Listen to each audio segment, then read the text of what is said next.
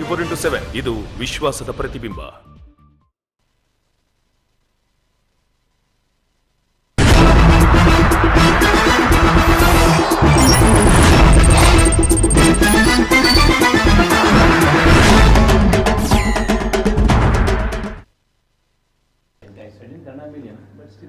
ವ್ಯಾಪಾರಿಗಳೇ, ಉದ್ಯಮಿಗಳೇ, ಗ್ರಾಹಕರೇ ಹಾಗೂ ಸಮಸ್ತ ಭಾರತೀಯರೇ, ಆಗಿಯ ನಿಮ್ಮ confusions chronic, do not panic.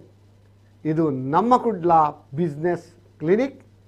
ಇಲ್ಲಿದೆ ನಮ್ಮ ಎಕ್ಸ್ಪರ್ಟ್ ರವರ ಬಿಸ್ನೆಸ್ ಟಾನಿಕ್. ನಾನು CASS ನಾಯಕ್.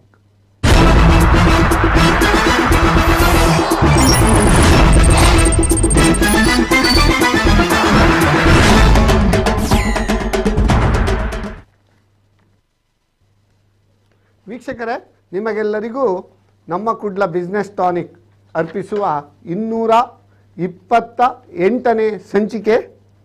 ಬಹಳ ಒಂದು centre NIT Agartala for 5 years and director NIT Nitte deemed to be university ಅಂತ ಹೇಳಲಿಕ್ಕೆ ಭಾಳ ಒಂದು ಹೆಮ್ಮೆ ಆಗ್ತದೆ.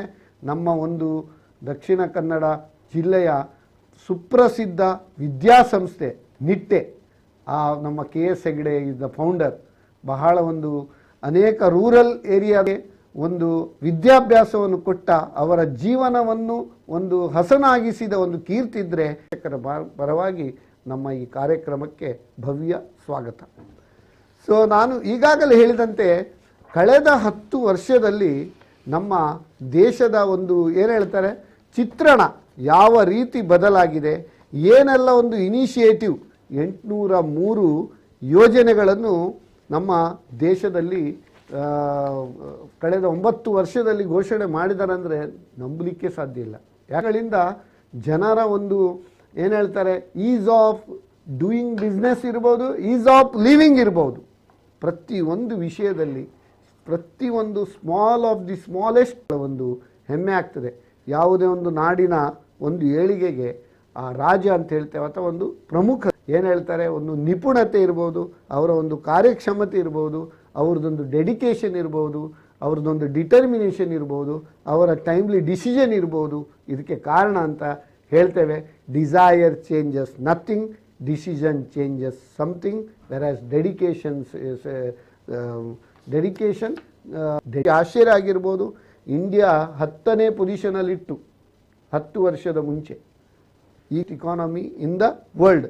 ಇತ್ತೀಚೆಗೆ ನಿನ್ನೆ ಅಲ್ಲ ಮೊನ್ನೆ ಮಾರ್ಗನ್ ಸ್ಟ್ಯಾನ್ಲಿ ಅವರು ಒಂದು ಇಂಡಿಯಾದ ಬಹಳ ಪ್ರಶಂಸೆ ಹೊಮ್ಮಿದೆ. ನಮ್ಮ ಒಂದು ಕನಸು, ನಮ್ಮ ಪ್ರಧಾನಿಯವರ ಕನಸು 5 ಟ್ರಿಲಿಯನ್ ಎಕಾನಮಿ, ಅವರನ್ನು ಹಿಂದಿಕ್ಕಿ ನಾವು ಈಗ ಮುಂದೆ ಬಂದಿದ್ದೇವೆ ಅಂತ ಹೇಳಲಿಕ್ಕೆ ಕೂಡ ಭಾಳ ಒಂದು ಹೆಮ್ಮೆ ಆಗ್ತದೆ. ರ್ಯಾಂಕಿಂಗ್ ವೈಸ್ ಕೂಡ 6th ಹೇಳ್ತಾರೆ. ಸಾಲ ಮಾಡಿದ್ದಾರೆ, ತುಂಬ ಸಾಲ ಮಾಡಿದ್ದಾರಂತೆ. ಆದರೆ debt to GDP as per world bank's ಒಂದು ಬೆಂಚ್ ಮಾರ್ಕ್ ಈಸ್ ಅರೌಂಡ್ 77%. ಆದರೆ ನಮ್ಮ ಅಮೆರಿಕಾ 21%, ಜರ್ಮನಿ 150%, ಆದರೆ ಇಂಡಿಯಾ ಜಸ್ಟ್ 83%. ಬೆಂಚ್ ಮಾರ್ಕ್ಗೆ ಹತ್ರ ಉಂಟು. UK 317%. ಹೀಗೆ ಆದರೆ ದಿವಾಳಿ ಆಗೋದ್ರಲ್ಲಿ ತುಂಬ ದಿನ ಕೂಡ ಇಲ್ಲ. UKದು ಪರಿಸ್ಥಿತಿ ಯಾರು? See, if you look at the economy, even in the past, we have been doubling our GDP once in a decade. So we have done nothing spectacular in terms of the economic growth. If you just look at the numbers at a broad level, our GDP has just doubled over a period of 9 years instead of 10 years, which was the norm parameters. The ease of living parameters, completely out of poverty and improve their standard of living is the biggest achievement in this last decade. Very nice. Here as a resource person for the 3rd time. But ಮೊದಲನೇದಾಗಿ ನಾನು ಹೇಳ್ತೇನೆ, ನಾನು ಅಷ್ಟು ಉತ್ತಮ ವಾಗ್ಮಿ ಅಲ್ಲ. ನಮ್ಮ SS ನಾಯಕರಿಂದ ನಮಗೆ ಕನ್ನಡದ ಮೇಲೆ ಅಷ್ಟು ಪಾಂಡಿತ್ಯವಿಲ್ಲ, ಅಷ್ಟು ಹಿಡಿತವಿಲ್ಲ. ಅದನ್ನು ತಪ್ಪಿದರೆ ಕ್ಷಮಿಸಿ. ಐ ಟೇಕ್ ಅಬೌಟ್ 2-3 minutes ನಾಯಕರೇ. ಬೇರೆ ಬೇರೆ ಕ್ಷೇತ್ರದಲ್ಲಿ ನಮ್ಮ ದೇಶದ ಯಶಸ್ವಿ ಹಾದಿಯನ್ನು ನಾವು ವರ್ಣಿಸಬಹುದು. Could be education sector, the third very important, the leadership is a important parameter in this. ಒಂದು ಕನ್ನಡದ ಗಾದೆ ಉಂಟು, ನಾನೊಂದು ಗಾದೆ ಹೇಳ್ತೀನಿ ನಿಮಗೆ. ಯಜಮಾನನಿದ್ದರೆ ಗಜದಷ್ಟು ಶಕ್ತಿ ಬರುತ್ತಂತೆ. So we are blessed with such a very versatile, a very visionary leader like Sri Narendra Modi ji with us, and he had paved a path for that, which is going to be a dramatic change, and we are going to be number one in the economy within 10 years. ಅಂದರೆ ಬಹಳ ಒಂದು ಉತ್ತಮವಾಗಿ ಹೇಳಿದರು. ನಾವು major there are many initiatives have been taken up.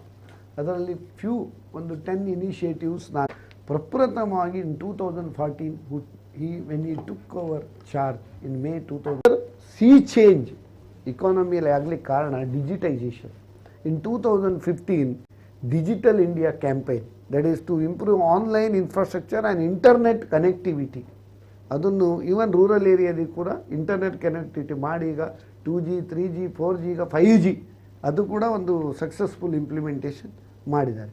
ಆಮೇಲೆ ಒಂದು ಕಹಿ ಘಟನೆ, ಉತ್ತಮ ಘಟನೆ ಇರ್ತದೆ. ಕೆಲವು ಸರಿ ಏನಾಗ್ತದೆ, ಹೊಟ್ಟೆ ನೋವಾದರೆ ನಾವು ಸಿಹಿ ಮದ್ದು ಕುಡಿಲಿಕ್ಕೆ ಆಗೋದಿಲ್ಲ, ಹುಳ ಸಾಯಬೇಕಾದ್ರೆ ಕಹಿ ಮದ್ದು ಕುಡಿಬೇಕಾಗ್ತದೆ. 2016 ಡಿಮಾನಿಟೈಸೇಷನ್, ದಟ್ ಈಸ್ 500 ಮತ್ತು 1000 ರೂಪೀಸ್ ನೋಟ್ಸನ್ನು ಬ್ಯಾನ್ ಮಾಡಿದ್ದಾರೆ. Of course it is to curb black money. ಕೆಲವರಿಗೆ ಅದರಿಂದ ಸ್ವಲ್ಪ ತೊಂದರೆ ಕೂಡ ಆಗಿದೆ ಬಿಸ್ನೆಸ್ನಲ್ಲಿ, ಅದು ಕೂಡ ನಾವು ಹೇಳಬೇಕಾಗ್ತದೆ. 2016 surgical strike. So that is also ನಮ್ಮ ಹಿಸ್ಟ್ರಿ ಆಫ್ ಇಂಡಿಯಾದಲ್ಲಿ ಒಂದು ಸರ್ಜಿಕಲ್ ಸ್ಟ್ರೈಕ್, ಪಾಕಿಸ್ತಾನಕ್ಕೆ ಹೋಗಿ ಅವರ ಉಗ್ರರ ಒಂದು ಸದ್ದಡಗಿಸಿದ ಕಾರ್ಯ ನಿಜವಾಗಿ ಒಂದು ಶ್ಲಾಘನೀಯ ಅಂತ ಹೇಳ್ತೇವೆ. 2017 ಗೇಮ್ ಚೇಂಜರ್ ಇನ್ ಟ್ಯಾಕ್ಸೇಷನ್. ಹಲವಾರು ಇಂಡೈರೆಕ್ಟ್ ಟ್ಯಾಕ್ಸಸ್ಸನ್ನು ರದ್ದು ಮಾಡಿ subsuming several indirect taxes, one nation one tax, that is GST, ಅದನ್ನು ಇಂಪ್ಲಿಮೆಂಟೇಷನ್ ಮಾಡಿದ್ದಾರೆ. 2019 ಪುಲ್ವಾಮಾ ಟೆರರ್ ಅಟ್ಯಾಕ್ ಆಗಿದೆ, ಅದು ಬಹಳ ಒಂದು ಬೇಸರದ ವಿಷಯ. ಅದಕ್ಕೆ ಒಂದು ಅದೇ ರೀತಿ ಆರ್ಟಿಕಲ್ 370 ಅದು ಒಂದು ಎಬೋಲಿಷ್ ಮಾಡಿದ್ದು, bifurcation of Jammu and Kashmir, ಅದು ಬಹಳ ಒಂದು ದೊಡ್ಡ ವಿಷಯ. ಆರ್ಟಿಕಲ್ 370 ಆ್ಯಂಡ್ ಆರ್ಟಿಕಲ್ 35A ಅದನ್ನೊಂದು ರದ್ದು ಮಾಡಿದಂದ್ರೆ ಅದು ಬಹಳ ಒಂದು ದೊಡ್ಡ ವಿಷಯ. And 2019 launching first time that is private train, ಅದು ನಂಬಲಿಕ್ಕೆ ಸಾಧ್ಯ ಇಲ್ಲ. ಆಮೇಲೆ nation wide protest against CAA ಮಾಡಲಿಕ್ಕೆ ಹೋದಾಗ 2019 ಇಸ್ವಿನಲ್ಲಿ ಪ್ರೊಟೆಸ್ಟ್ ಕೂಡ ಆಗಿದೆ. ಎಲ್ಲ ದೇಶದಲ್ಲಿ ಅವರವರ ಒಂದು ದೇಶದ ಪ್ರಜೆಗಳಿಗೆ ಒಂದು ಅಭಿಮಾನ, ಹೊರಗಿನವರು ಇಂಟ್ರೂಡ್ ಆದರೆ ಅವರನ್ನು ಹೊರಗೆ ಕಳಿಸೋರು, ಬಟ್ ನಾವು ಅದಕ್ಕೆ ಕೂಡ ಸ್ಟ್ರೈಕ್ ಮಾಡ್ತೇವೆ, ಭಾಳ ಒಂದು ಬೇಸರದ ವಿಷಯ. 2019 ಸೆಂಟ್ರಲ್ ವಿಸ್ಟಾ ಪ್ರಾಜೆಕ್ಟ್, ಈಗ ಅದು ಕನಸಿನ ಕೂಸಾಗಿ ಈಗ ಅದು ಮೊನ್ನೆ ಇನಾಗ್ರೇಷನ್ ಕೂಡ ಆಗಿದೆ, ಭಾಳ ಒಂದು ಹೆಮ್ಮೆಯ ವಿಷಯ. 2020 ಫಾರ್ಮ್ ಬಿಲ್ ಇಂಟ್ರೊಡ್ಯೂಸ್ಡ್, ಅದನ್ನು ಆಮೇಲೆ ರೈತರ ಸತತ ಹೋರಾಟ ಪ್ರೊಟೆಸ್ಟಿಂದ ಅದನ್ನು ಕೂಡ ಎಬಲಿಷ್ ಮಾಡಿದರು. ಬಹಳ ಒಂದು ಶೋಚನೀಯ ಸಂಗತಿ, ದುಃಖದ ವಿಷಯ. ಅದು ರೈತರಿಗೆ ಒಳ್ಳೆಯದಲ್ಲ ಈಗ, ಆದರೆ ಅದು ಒಳ್ಳೇದು ಮಾಡಿದರೂ ಕೂಡ ಅದಕ್ಕೆ ಎಗೇನ್ಸ್ಟ್ ಇದ್ದರು. 2020 world wide there was Covid cases rise, that is also unfortunate, but we have efficiently handled Covid. ನಮ್ಮಲ್ಲೇ ಒಂದು ಆತ್ಮನಿರ್ಭರತೆಯಿಂದ ಕೋವಿಡ್ ವ್ಯಾಕ್ಸಿನನ್ನು ತಯಾರು ಮಾಡಿ ನಮ್ಮ ಎಲ್ಲ 140 ಕೋಟಿ ಜನರಿಗೆ ಫ್ರೀಯಾಗಿ ಕೋವಿಡ್ ಹಂಚುವಂಥ ಒಂದು ಕಾರ್ಯಕ್ರಮವನ್ನು ಕೂಡ ಮಾಡಿದ್ದಾರೆ, ಶ್ಲಾಘನೆ. ಅದಲ್ಲದೆ ಅನೇಕ ದೇಶಗಳಿಗೆ ನಮ್ಮ ಒಂದು ಕೋವಿಡ್ ವ್ಯಾಕ್ಸಿನನ್ನು ರಫ್ತು ಕೂಡ ಮಾಡಿದ ಒಂದು ಕೀರ್ತಿ ಕೂಡ ನಮಗೆ ಸಲ್ತದೆ. ಮತ್ತು ಏರ್ ಇಂಡಿಯಾ ಪ್ರೈವೇಟೈಸೇಷನ್, ದಿನಕ್ಕೆ 20 ಕೋಟಿ ಲಾಸ್ ಆಗ್ತಿತ್ತು ಏರ್ ಇಂಡಿಯಾ, ಅದು ಪ್ರೈವೇಟೈಸೇಷನ್ ಮಾಡಿ ದಿನಕ್ಕೆ 20 ಕೋಟಿ ಆಲೋಚನೆ ಮಾಡಿ. ಸೊ ಅದು ಉಳಿತಾ ಉಂಟೀಗ. ಮತ್ತು 2023 ಈಗ 2000 ನೋಟನ್ನು ಕೂಡ ಈಗ ಜಸ್ಟ್ ವಿಡ್ರಾ ಮಾಡ್ತಾ ಇದ್ದಾರೆ. These are the major initiative. ಅದಲ್ಲದೆ ಅನೇಕ ಇನಿಷಿಯೇಟಿವ್ ಉಂಟು, ಅದನ್ನು ನಾವೀಗ ಚರ್ಚೆ ಮಾಡುವ. ಅದರ before that we will take up one Call of the viewer. Hello, ನಮಸ್ತೆ. ನಮಸ್ತೆ. ಸೂರ್ಯಪ್ರಸಾದ್ ಬಂಟ್ವಾಳ. ಗುರುಪ್ರಸಾದ್ ಬಂಟ್ವಾಳ, ಹೇಳಿ. ನೋಡಿ, ಈಗ ದೇಶದ GDP 7.25 8.5 ಬಂದಿರ್ಬೋದು ಮೋಸ್ಟ್ಲಿ. ಇನ್ನೊಂದಪ್ಪ ಅಂದ್ರೆ ಈ ಮೋದಿ ಅವರು GDP ಹೆಚ್ಚಿಸುವಲ್ಲಿ ಕೇಂದ್ರ ಸರ್ಕಾರ ಒಂದು ಒಳ್ಳೆ ಹೆಜ್ಜೆಯನ್ನು ಇಟ್ಟಿದೆ. ಈಗಿಂದು ಇದರಲ್ಲಿ ನೋಡಿ 5ನೇ ಇದು ಬಂತಲ್ಲ ಸ್ಥಾನ, ಈಗ 2ನೇ 3ನೇ ಸ್ಥಾನಕ್ಕೆ ನಾವು ಪ್ರಯತ್ನ ಪಡ್ತಿದ್ದೇವೆ. ಇನ್ನು 10 15 20 ವರ್ಷದೊಳಗೆ ನಾವು 3ನೇ ಸ್ಥಾನಕ್ಕೆ 20 ವರ್ಷ ಬೇಡ, 5-6 ವರ್ಷದಲ್ಲೇ ಬರ್ತದೆ ಈಗ 3ನೇ ಸ್ಥಾನ. ಒಂದನೇ ಸ್ಥಾನಕ್ಕೆ ಬರ್ಬೇಕು. ಹೌದು ಬರ್ಲಿ, ನಮ್ಗೆ ಖುಷಿ ಅಲ್ವಾ. ಆದ್ರೆ ನೋಡಿ, ನಾವು ಫಾಸ್ಟ್ ಟ್ರ್ಯಾಕ್ ಅಲ್ಲಿ ಓಡ್ತಾ ಇರ್ಬೇಕಾದ್ರೆ ನಮ್ಮ ಕರ್ನಾಟಕ ಸರ್ಕಾರದ ಬಗ್ಗೆ ತುಂಬಾ ಬೇಜಾರಿದೆ. ಏನಪ್ಪಾ ಅಂದ್ರೆ ಅದು ರಿವರ್ಸ್ ಗೇರ್ ಅಲ್ಲಿ ಬರ್ತಾ ಇದೆ ನೋಡಿ. ಈ ಗ್ಯಾರಂಟಿಗಳನ್ನು ಅದನ್ನೆಲ್ಲ ಕೊಟ್ಟ ಈಗ ಏನ್ ಗೊತ್ತಾ, ಇದು ಒಂದು ಬರ್ಡನ್ ಆಗ್ಬೋದು. ಎಲ್ಲ ನಾವು ಓಡುವಾಗ ನಾವು ಹಿಂದೆ ಓಡಿದ ಎಷ್ಟು ಸಮ ಅಲ್ವಾ, ದೇಶವೇ ಮುಂದೆ ಹೋಗ್ತಾ ಇದೆ. ಅದೇ ಪ್ರತಿ ರಾಜ್ಯವು ಕೂಡ ನಾವು ಸಪೋರ್ಟ್ ಮಾಡ್ಬೇಕಲ್ವಾ ಕೇಂದ್ರ ಸರ್ಕಾರಕ್ಕೆ. ಯಾಕಂದ್ರೆ ಎಲ್ಲ ಪ್ರತಿ ವಿಷಯ ಕೇಂದ್ರ ಸರ್ಕಾರ ನಮ್ಮನ್ನು ಮಕ್ಕಳನ್ನು ನೋಡಿದಾಗೆ ನೋಡ್ತಾರೆ, ಪ್ರತಿ ರಾಜ್ಯವನ್ನು. ಆವಾಗ ಅದು ಬರ್ಡನ್ ಆಗ್ಬಾರ್ದು ಅಲ್ವಾ. ಇನ್ನೊಂದು ವಿಚಾರ ಅಂದ್ರೆ ನಮ್ಗೆ ಖುಷಿ ಆದದ್ದು ಏನಪ್ಪಾ ಅಂದ್ರೆ ನೋಡಿ, ಇನ್ನು ಈ ನಮ್ಮ ಗುಡಿ ಕೈಗಾರಿಕೆಯನ್ನು ಸ್ವಲ್ಪ ಹೆಚ್ಚಿಸಿದ್ರೆ ಒಳ್ಳೆಯದು. ಈಗ ಸಪೋಸ್ ನಾವು ಗೋವನ್ನು ಖಾಲಿ ಮಾಂಸದ ರೂಪವಾಗಿ ನೋಡ್ತೇವೆ, ಅದನ್ನೇ ಗೋ ಉತ್ಪನ್ನಗಳನ್ನು ಬೇರೆ ಬೇರೆ ರೀತಿಯಾಗಿ ಇದು ಮಾಡಿದ್ರೆ, ಪ್ರತಿ ರಾಜ್ಯವು ಆ ರೀತಿಯಲ್ಲಿ ದಿಟ್ಟ ಹೆಜ್ಜೆ ಇಟ್ಟರೆ ಅದರಲ್ಲಿ ಕೆಲವು ಉತ್ಪನ್ನಗಳು ನಮಗೆ ಸಿಗುತ್ತವೆ. ಅದನ್ನು ಆಕ್ಚುಲಿ ಮಾಡ್ಬೇಕಾಗಿಲ್ಲ, ಕೊಲ್ಬೇಕಾಗಿಲ್ಲ. ನೋಡಿ, ಅದ್ರ ಸೆಗಣಿ, ಅದನ್ನೇ ಆಯುರ್ವೇದಿಕ್ ಪ್ರಾಡಕ್ಟ್ ಅಥವಾ ಬೈ ಪ್ರಾಡಕ್ಟ್ ಆಗಿ ಮಾಡಿ ಅದನ್ನು ನಾವು ಆಮದು ಇದು ರಫ್ತು ಮಾಡಬಹುದು, ಅಂತದ್ದು ಕೆಲಸ ಮಾಡಬಹುದು. ಇನ್ನೊಂದು ನೋಡಿ, ಸೆಗಣಿಯಿಂದ ಪೇಂಟ್ ತಯಾರು ಮಾಡಬಹುದು. ಆ ಸೆಗಣಿ ಮೂತ್ರದಿಂದ ನಾವು ಗ್ಯಾಸ್ ಉತ್ಪತ್ತಿ ಮಾಡಬಹುದು, ಅದರಲ್ಲಿ ಗೊಬ್ಬರವನ್ನು ಮಾಡಬಹುದು. ಈಗ ಕಾಂಪೋಸ್ಟ್ ಗೊಬ್ಬರ ಮಾಡಿ ಅದನ್ನು ಮಾರಾಟ ಮಾಡಬಹುದು, ಅದನ್ನು ಪೈಂಟ್ ಕೂಡ ಮಾಡಬಹುದು ಸೆಗಣಿಯಿಂದ. ಇಂಥದ್ದೆಲ್ಲ ಇರುವಾಗ ಇದನ್ನು ಡೆವಲಪ್ ಮಾಡುದು. ಮತ್ತೆ ಗುಡಿ ಕೈಗಾರಿಕೆಗಳನ್ನು ಡೆವಲಪ್ ಮಾಡಿದ್ರೆ ಪರ್ಚೇಸಿಂಗ್ ಪವರ್ ಮನುಷ್ಯರಿಗೆ ಜಾಸ್ತಿ ಆಗ್ತದೆ. ಮತ್ತೆ ಇನ್ನೊಂದು ಏನಪ್ಪಾ ಅಂದ್ರೆ, ನಮ್ಮ ರಾಜ್ಯ ಸರ್ಕಾರಗಳು ಏನ್ ಮಾಡ್ಬೇಕಂದ್ರೆ ಉದ್ಯೋಗ ಅವಕಾಶಗಳನ್ನು ಜಾಸ್ತಿ ಮಾಡ್ಬೇಕು, ಸೃಷ್ಟಿ ಮಾಡ್ಬೇಕು. ನೋಡಿ, ಈಗ ಈ ಗ್ಯಾರಂಟಿ ಸ್ಕೀಮ್ ಈ ಫ್ರೀಯಲ್ಲಿ ಕೊಡುವುದರಿಂದ ಜನರು ಉದ್ಯೋಗ ಅವಕಾಶವನ್ನು ಕಳೆದುಕೊಳ್ತಾರೆ. ನಾವು ಉದ್ಯೋಗವನ್ನು ಸೃಷ್ಟಿ ಮಾಡಿ ಅನಂತರ ಅದರಲ್ಲಿ ಉತ್ಪಾದನೆ ಮಾಡಿದ್ರೆ GDPಗೆ ಅದೊಂದು ಅನುಕೂಲ ಆಗುತ್ತೆ. ಈ ನಿಟ್ಟಿನಲ್ಲಿ ರಾಜ್ಯ ಸರ್ಕಾರಗಳು ಪ್ರಯತ್ನ ಮಾಡಬೇಕು, ಕೇಂದ್ರ ಸರ್ಕಾರಗಳು ಈ ಕಡೆ ಗಮನ ಕೊಡ್ಬೇಕಂತ ನನ್ನ ಒಂದು ಅನಿಸಿಕೆ ಸರ್. ಬಹಳ ಉತ್ತಮವಾದ ಅನಿಸಿಕೆ ಗುರುಪ್ರಸಾದ್ ಅವರೇ. ನಿಜವಾಗಿ ನಿಮ್ಮಂತ ಎಲ್ಲ ಭಾರತೀಯರಿದ್ರೆ ನಮ್ಮ ಭಾರತೀಯರು ಇನ್ನು 2-3 ವರ್ಷದಲ್ಲಿ ಫಸ್ಟ್ ಪ್ಲೇಸ್ ಕೂಡ ಬರ್ಬೋದು. ಅದೇ ಒಂದು ದುರಂತ ಏನಾಗ್ತದೆ ಅಂದ್ರೆ, ದರ್ ಈಸ್ ಎ ಸೇಯಿಂಗ್, ಆಕಾಶಾತ್ ಪತಿತಂ ತೋಯಂ ಯಥಾ ಗಚ್ಚತಿ ಸಾಗರಂ ಸರ್ವದೇವೋ ನಮಸ್ಕಾರಂ ಕೇಶವಂ ಪ್ರತಿಗಚ್ಚತಿ ಅಂತ. ಒಂದೇ ನಿಮಿಷ ನಮ್ಮ ವೀಕ್ಷಕರ ಹತ್ರ, ನಮ್ಮ ತಜ್ಞರ ಹತ್ರ ಆನ್ಸರ್ ಹೇಳುವ. ಏನಂದರೆ, ಎಲ್ಲ ರಾಜ್ಯ ಸರ್ಕಾರಗಳು ಪರ್ಫಾರ್ಮ್ ಮಾಡಿದರೆ ಮತ್ತು ಕೇಂದ್ರ ಮತ್ತು ರಾಜ್ಯ, if they work in tandem, then the growth, that vision can be fulfilled. ಇದು ನಮ್ಮಲ್ಲಿ ಏನಾಗಿದೆ, ವಿರೋಧ ಮಾಡ್ತಾರೆ ಅಂತ ಒಂದು ಪರಿಸ್ಥಿತಿ. ನಾವು what is your opinion sir regarding this giving free or guarantee schemes, introduction of freebies, how it will affect, whether it will contributing to the economy or it will affect the economy? See, freebies have one positive impact and two negative impacts. The positive impact is when the freebies are delivered without leakages, it reaches the actual beneficiaries and it gives them an upliftment in their ease of living. Correct. But it should reach the unreached, not reach the reached. Yeah, so that is the crux of any schemes of subsidies or freebies. The two negative aspect is it causes inflation. So what happens is, when you give freebie on one hand, it takes away on the other hand from the same poor people because of the higher inflation. The second impact is the economic parameters of the nation as such starts deteriorating. Your fiscal deficit will go up, your rupee will start depreciating, your rate of interest will go up, your economic activity will slow down.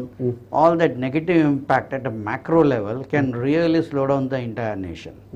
So freebies, you have the best example of a country like Venezuela. It was a complete freebie country, went completely bankrupt. Inflation rate is 1,00,000%. We are not talking 1,00,000%. We are not talking about 10%, 20%, 50%, 1,00,000%. The next best example of freebies, which is in the making of Venezuela, is Argentina. Argentina, the currency of Argentina peso in the last 5 years from 20 pesos to a dollar has depreciated to 300 pesos to a dollar.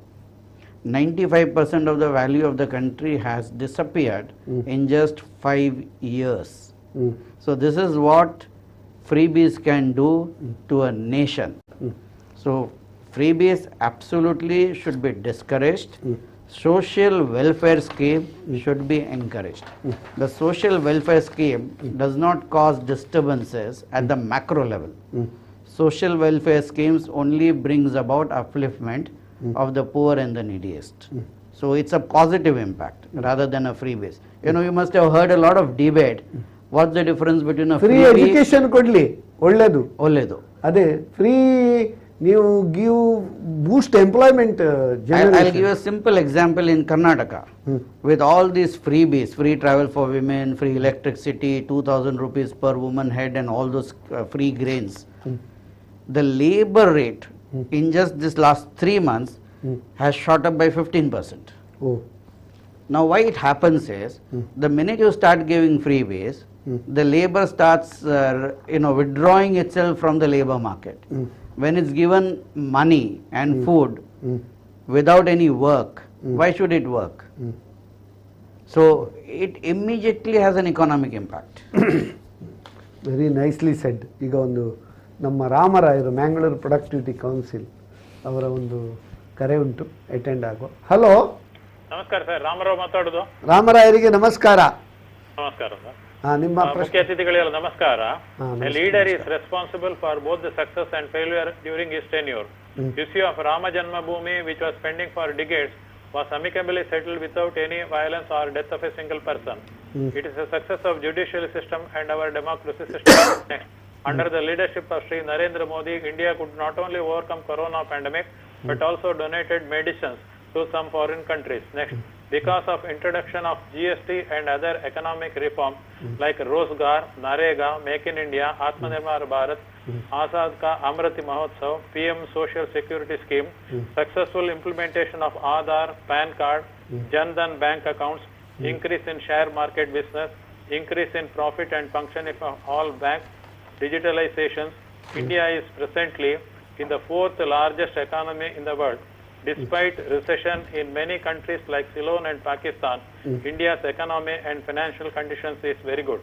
Next, internally India is well connected with expansion of metro and railway system, Vande Bharat train, good roads, etc. Next, India is well connected with a strong defense, army and navy to defend the country. Next, yoga is very popular in many foreign countries. Next, enemy's enemy is a friend in politics.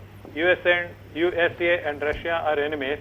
India is having cordial relation with USA, Russia and many foreign countries. Next, according to today's Times of India, Sri Narendra Modi opined that India is making great efforts in green growth and energy transition. Next, unlike in USA and other foreign countries, we have enough growth of and supply of rice, wheat and other eatables. Next, success of Chandrayana goes to the scientists with the moral support and financial aid of the government. Next, progress made in Swachha Bharat is not very successful. Present Manipur incident is a black mark. Akashavani, BSNL and some other companies are having lack of funds and inadequate staff. Sirs, with the increasing population, corruption, unemployment, poverty, frauds, natural calamities and corrupt politicians, what are your suggestions to any government to show more progress and fulfill Mahatma Gandhi's dream of having Rama Rajya? Thank you, sir. Okay, ರಾಮರಾಜ್ಯದ ಬಗ್ಗೆ ರಾಮರಾಯರು ಒಳ್ಳೆಯ ಉತ್ತಮ ಒಂದು ಸೂತ್ರಗಳನ್ನು ಹೇಳಿದ್ದಾರೆ. ರಾಮರಾಯರಿಗೆ ಅದಕ್ಕೆ ಅಭಿನಂದನೆಗಳು. ಈ ಎಲ್ಲ ಒಂದು ಕ್ವಶನಿಗೆ ನಾವು 1 by 1 ಆನ್ಸರ್ ಹೇಳುವ. ಈಗ ಎಜುಕೇಷನ್, ಈಗ ಫಸ್ಟ್ ಯಾವುದೇ ಒಂದು ದೇಶದ ಒಂದು ಪ್ರಗತಿ ಆಗಬೇಕಾದ್ರೆ the population should be properly educated and they should be properly in gainful employment. How our education system has been transformed for the last 10 years and whether they are suitable for gainful employment. ಯಾವ ಒಂದು measures ಅನ್ನು ತಗೊಂಡಿದ್ದಾರೆ? ನಾನು ಎರಡು ಕಾಲರ್ಗೆ ಮಾಡಿದವರೆಗೂ ಸ್ವಲ್ಪ ಒಂದು impression ಕೊಡ್ತೇನೆ. First thing is, if a country has to grow, the central government and state government should not compete, they should complement. When they complement, we can achieve the goal. Second thing is the free what you give from state government. I'm not against it. Thing is, ನಮ್ಮೊಂದು ಗಾದೆ ಇದೆ, ಕಟ್ಟಿಕೊಟ್ಟ ಬುತ್ತಿ ಮತ್ತು ಹೇಳಿಕೊಟ್ಟ ವಿದ್ಯೆ ಅದಕ್ಕೆ ಹೆಚ್ಚಿನದು existence ಇಲ್ಲ. If you want to really help our nation, or we should not give them fish, you should teach them how to fish. Education is one of the very important tool to uplift. In fact, now, previously 10 years back, the Northeast was deprived of education. But now the Northeast developed. But for Manipur, I was in Agartala, I was in Mizoram, I was in Assam. The education standard has come up very well. Lot of institutions.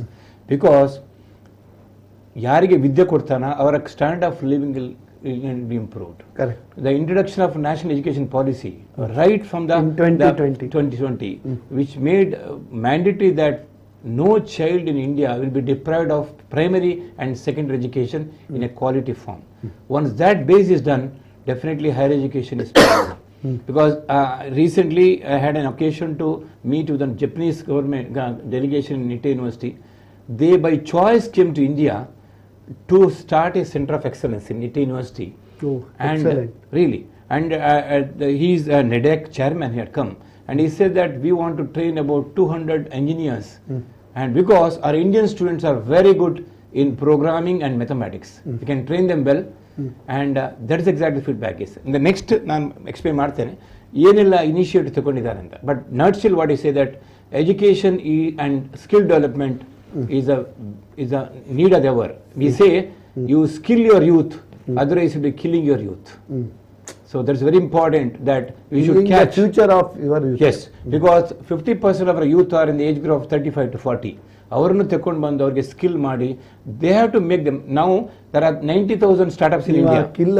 Killing our youth ಬಗ್ಗೆ ಹೇಳಿದ್ರಲ್ಲ, ಅದಕ್ಕೆ ನಮ್ಮ ಅನಾದಿ ಕಾಲದಿಂದ ಅದಕ್ಕೆ ಒಂದು ಗಾದೆ ಕೂಡ ಉಂಟು. ಏನಂದ್ರೆ, ಮಕ್ಕಳಿಗೆ ತಂದೆ ಬಾಲ್ಯದೊಳಕ್ಕರ ವಿದ್ಯೆಗಳ ನರಿಪದಿರ್ದೊಡೆ ಕೊಂದಂ ಚಿಕ್ಕಂದಿನ ವಿದ್ಯೆ ಪರಗು ಚೂಡಾರತ್ನ ಅಂತೇಳಿ ಕವಿ ಚೂಡಾರತ್ನನೇ ಹೇಳಿದ್ದಾನೆ.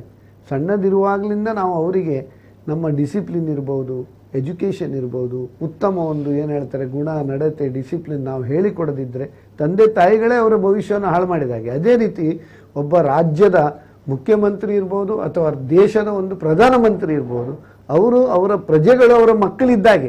ಆ ರೀತಿಯಲ್ಲಿ ಅವರನ್ನು ಉತ್ತಮ ಒಂದು ನಾಗರಿಕರನ್ನಾಗಿ ಮಾಡಲಿಕ್ಕೆ ಪ್ರತಿದಿನ ಶ್ರಮಿಸಿದರೆ ಮಾತ್ರ ನಮ್ಮ ಒಂದು ನಂದನವನ ಅಂತ ಹೇಳ್ತೇವೆ ನೋಡಿ, ಆ ರೀತಿ ಆಗ್ತದೆ ಅಂತ ಹೇಳ್ತೇವೆ.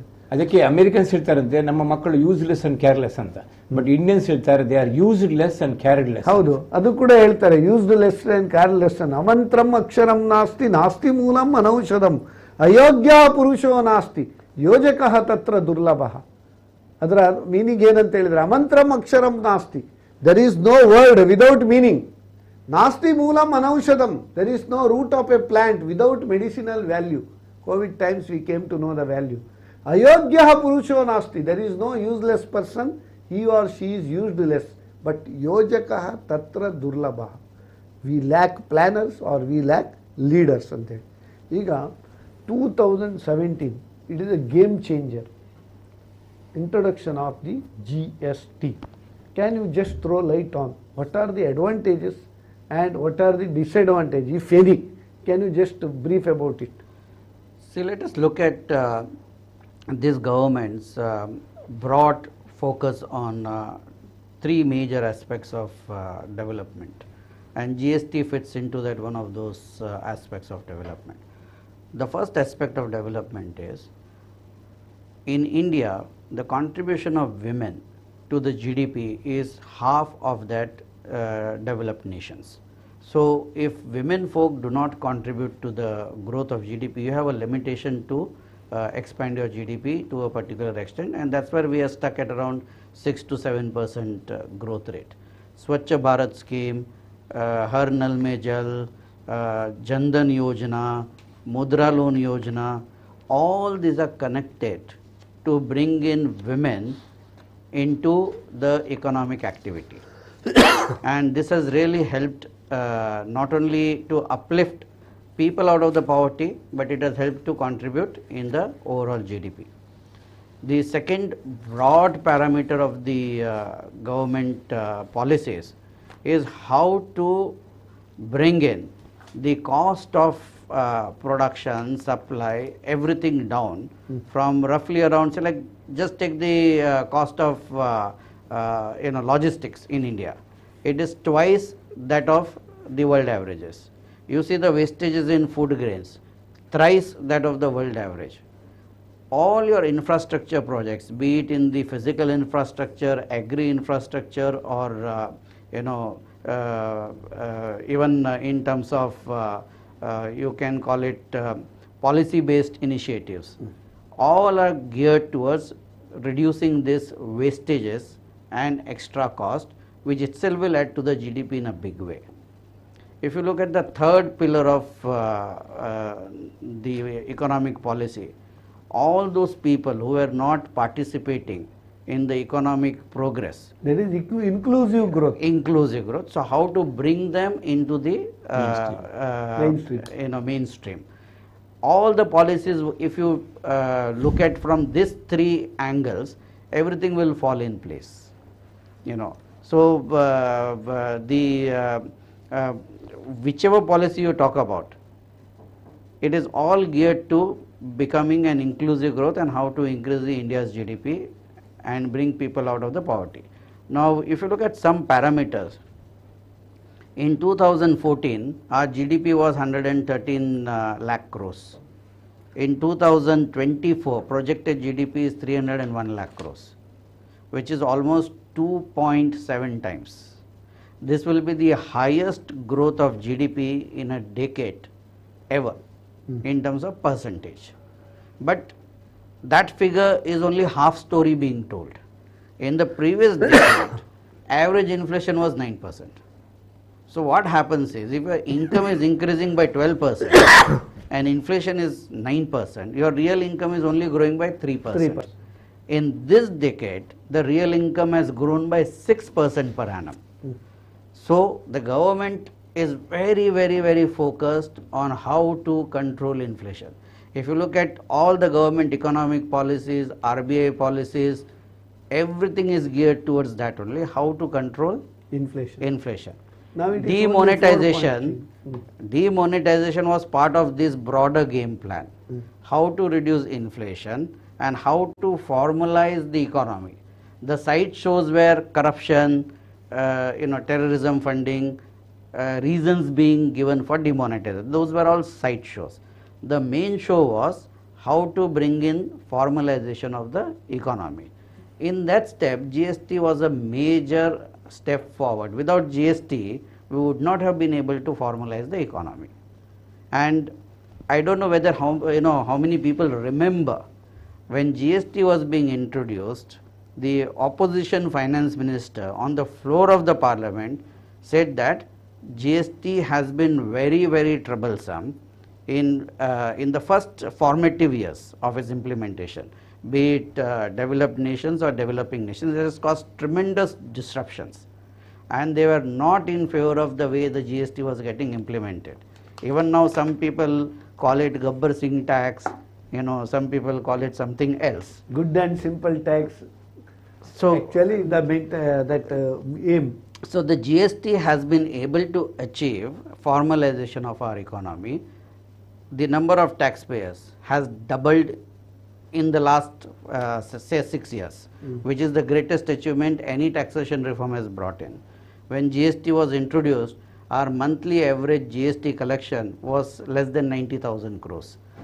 This year, first 3 months, our average collection is 1,69,000 crores, that is which is almost 1.87 lakh crore, which is almost double than when it was introduced 6 years back. Now, if you can double your taxation collection, indirect taxation collection in 6 years' time, it is a very big achievement. No nation has been able to achieve this. You look at our income tax. The number of taxpayers also has doubled. Taxation has gone up almost 125% in the last 10 years. Now, if corporate taxes have been slashed to match with the world. Not only that, even GST, when it has doubled in the last 6 years, if you recall the changeover from the earlier multiple tax system to the new tax system, in the old tax system, the incidence of tax was 17%. Where you bring in excise duty, octroi duties, entry tax, and sales tax, and everything put together. Under the new regime, the incidence of indirect tax has come down to 11.5%. So you imagine you are able to double your revenues by reducing the indirect taxes by 30 to 35% in terms of its incidence.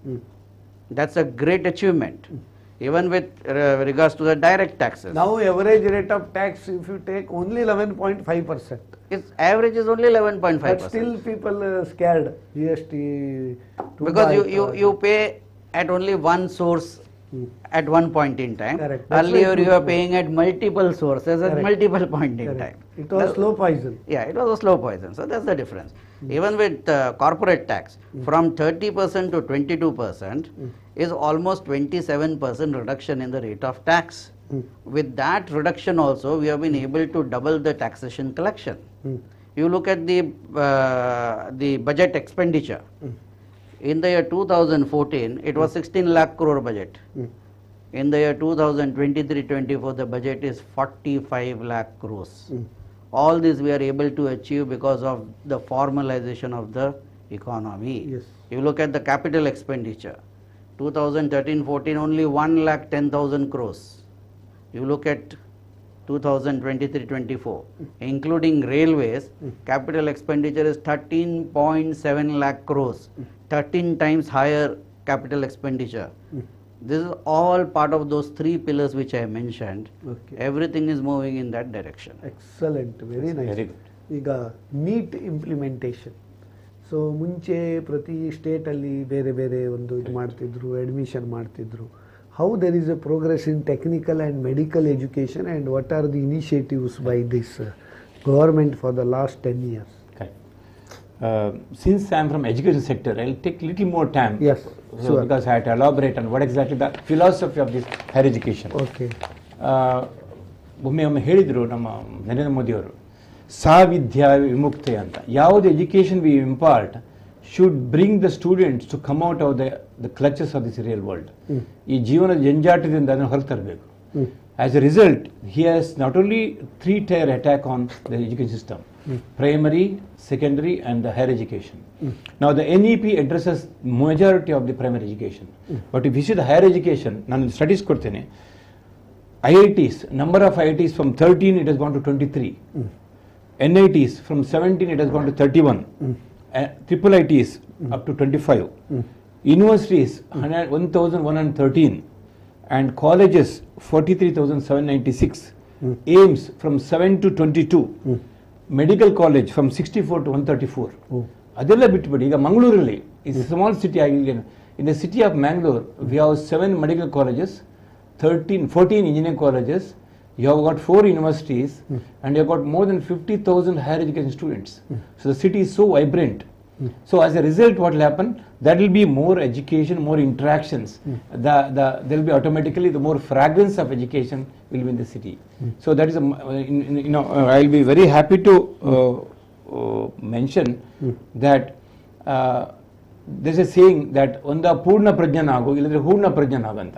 You should be either good in education or good in hospitality. In fact, I would mention here that South Canara is, I'll come to your point later, South Canara is considered the best for the dental education. Isala, AB Shetty Dental College stood the 4th place in all over India. Okay. And because of this NEET, I have seen the statistics, we are getting very good student from outside. There's a national diversity in the entry. Otherwise, ನಮ್ಮ South Canara ಕಾಲೇಜಿಗೆ South Indian student ಬರ್ತಿದ್ರು. ಈಗ because of the NEET examination, we get students from Assam to many of the colleges. So the NEET is one of the very good initiative. Similarly, national education policy and also supporting the youth, rural youth in getting higher education. ಮೊದಲು ಒರಿಸ್ಸಾದ ಮಕ್ಕಳು ಯಾರು ಬರ್ತಿರ್ಲಿಲ್ಲ. If you go and see now IISc Bangalore, 60% of the students are from Orissa. 60%. Because they are very good in analytical experiments. Unfortunately, they may not be good in English. So these are the idea of diversification, bringing higher education to the lowest level. This is one of the achievement of the last decade, which has been taken forward.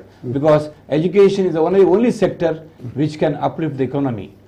There's a saying that teaching is the only profession which brings other professionals. So So I would say that education is one of the area where you have to touch upon, which has been touched, and India is one of the top among the education field. Thank you. I would like to mention about some key numbers. Now our position of our nation, that is in foreign exchange reserves, it was only 366 billion USD in 2014. Now it is 607 billion USD. So it is almost double.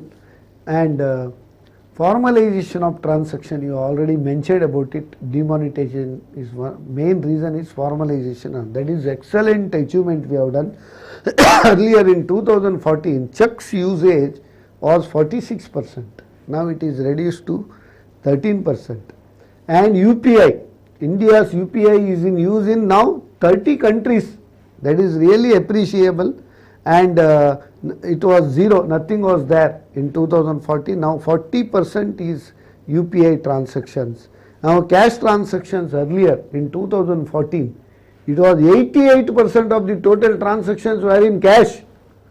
Surprise. Now it is only 20%. That will also come down. ಈಗ ನೀವು ಬಂಡದ ಅಂಗಡಿಗೆ ಹೋಗಿ ಯಾವುದೇ ಸಣ್ಣ ಒಂದು ಇಸ್ತ್ರಿ ಅಂಗಡಿ ಬೇಕಾದ್ರೆ ಹೋಗಿ ಅಲ್ಲಿ QR ಕೋಡ್ ಇರ್ತದೆ, ಸ್ಕ್ಯಾನ್ ಮಾಡಿ ಕೊಡೋದು ಅಥವಾ ಗೂಗಲ್ ಪೇ ಮಾಡೋದು. ಬಹಳ ಒಂದು nobody could see that earlier, visualize this, see change in the digital transaction. Ease of doing business, it was as per World Bank rating 142, 163 it was. Now it is just 168, it was 63rd position. That is also not enough, but still we have done significant change, nearly 100 points reduced. Then Global Innovation Index, that is World Intellectual Property Organization, their WIPO. So it was in the 81st place, very behind. Now it is 40th place. Global Competitive Index, that is as per World Economic Forum, it was on 71st position. Now we have upgraded to 37th position. Gross NPA, that is more blanking system, in that NPA cleaning up they have done, it was 15%. It was alarming. Many banks were under PCA, prompt corrective action. They could not lend more. So now that has been brought down to just 3% gross NPA.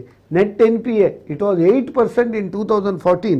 Now it has been reduced to just nearly 1%, 1.3%.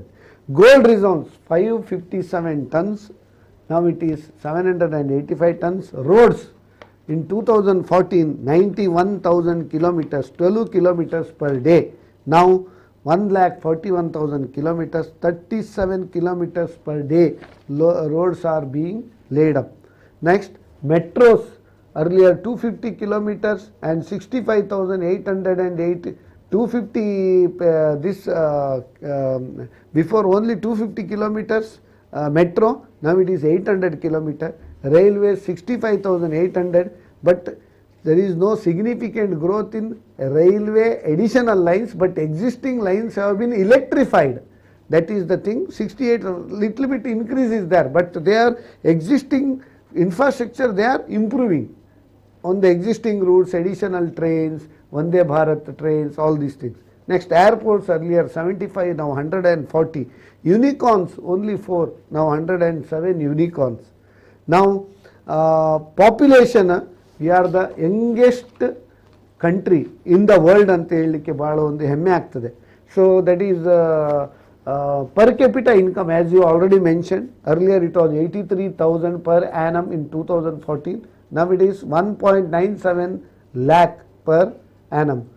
So food production 265 million metric tons. Now it is 315 million metric ton. These are all the key statistics. Before discussing further, we will attend one call. Hello. Hello. SS ನಾಯ್ಕರೇ ನಮಸ್ಕಾರ. ನಾನು ರಾಜೇಶ್ ನಾಯ್ಕ್ ಮಾತಾಡೋದು. ನಮಸ್ಕಾರ ರಾಜೇಶ್ ನಾಯ್ಕ್. ಎಲ್ಲಿಂದ ಮಾತಾಡೋದು? Muscat ಇಂದವ, ಇಂಡಿಯಾದಿಂದವ? ಒಂದು observation ಮತ್ತೆ ಒಂದು question. Observation ಏನಂದ್ರೆ, ನನ್ನ ವೈಯಕ್ತಿಕ ಅನುಭವದ ಪ್ರಕಾರ ಇತ್ತೀಚಿನ ವರ್ಷಗಳಲ್ಲಿ ನಮ್ಮ ಸರ್ಕಾರ ಕೈಗೊಂಡ ಕ್ರಮಗಳಿಂದಾಗಿ ನಮ್ಮ ಭಾರತದ ವರ್ಚಸ್ಸು ಹಾಗೂ ಭಾರತೀಯರ ವರ್ಚಸ್ಸು ಅಂತಾರಾಷ್ಟ್ರೀಯ ರಂಗದಲ್ಲಿ ಸಾಕಷ್ಟು ವೃದ್ಧಿಯಾಗಿದೆ. ಹಾಂ ಸೊ Okay, very ಇದರ nice. ಬಗ್ಗೆ ನಿಮ್ಮ ಅಭಿಪ್ರಾಯ? ಹಾಗೂ ಎರಡನೇ ಅಲ್ಲ ಪ್ರಶ್ನೆ, ನೀವೀಗ NRI ಅಲ್ಲ, ನಾನ್ ರೆಸಿಡೆಂಟ್ ಇಂಡಿಯನ್. ಈಗ ನೀವು ಅನಿವಾಸಿ ಭಾರತೀಯರಿಗೆ ಹಾ. ಇನ್ನು ಬರುವ ದಿನಗಳಲ್ಲಿ ನಾವು ಯಾವ ತರದ ಟ್ಯಾಕ್ಸ್ ಬೆನಿಫಿಟ್ ಅಥವಾ ಕ್ರಮಗಳನ್ನು ಸರ್ಕಾರದಿಂದ ನಿರೀಕ್ಷಿಸಬಹುದು? ಓಕೆ, ಇದು ಈಗ ನಿಮ್ಗೀಗ ಅನಿವಾಸಿ ಭಾರತೀಯರಿಗೆ ಏನೆಲ್ಲ ಬೆನಿಫಿಟ್ ಆಗಿದೆ, ಏನೆಲ್ಲ ಈಗ ಚೇಂಜಸ್ ಆಗಿದೆ ಕಳೆದ 10 ವರ್ಷದಲ್ಲಿ, ಅದರ ಬಗ್ಗೆ ಏನಾದರೂ ಒಪಿನಿಯನ್ ಉಂಟಾ ನಿಮ್ದು? ಹೌದು, ಅದೇ ಹೇಳಿದೆಲ್ಲ. As I said, thanks to the various steps taken by the government over the last decade, there has been a significant change in the outlook of international community and investors towards India. Now That means India earlier- is viewed as the place to go to. Earlier they used to look down Indians, now they look up, correct no? Hello? So that way, it is considered a safe haven for investors. Okay, next ಎರಡನೇ ಪ್ರಶ್ನೆ.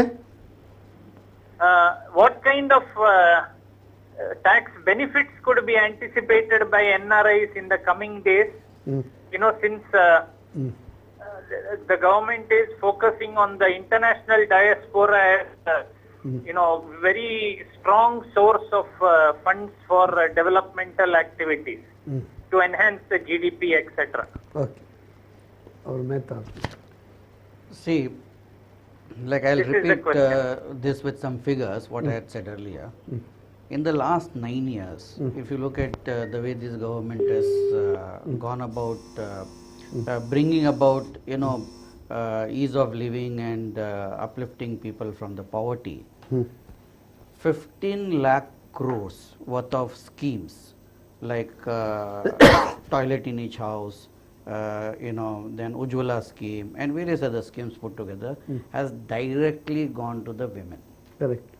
So on one side, you are giving them facilities for ease of living, for better health, and taking away the time which otherwise would have wasted on those activities. Correct. And use that time to deploy in economic activity. Correct. So in this 9 years, 15 lakh crores have gone there. If you look at Mudra scheme, 22 lakh crores have been disbursed in the last 8 years of Mudra scheme. Out of which 69% of the scheme has gone to the women individually or women self-help group. So around 14 to 15 lakh crores have been again given to women by way of a subsidized interest loan for economic activity. It has never happened in the history of India where 30 lakh crores have been provided to women in a short span of 9 years. This will revolutionize our future growth.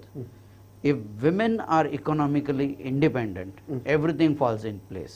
Education comes in, better economic activity comes in, better standard of living comes in, and the nation as such progresses more equally, rather than only top 50 industrial houses contributing more and more to the GDP, and the millions and millions of poor people becoming poorer.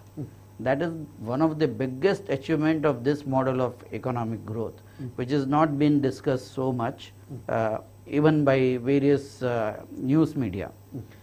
The second aspect of the debate, which we should definitely make it, which is not made and it's glossed over, demonetization. It's become a kind of a even with economic experts that it's a failed scheme. I would definitely disagree with that.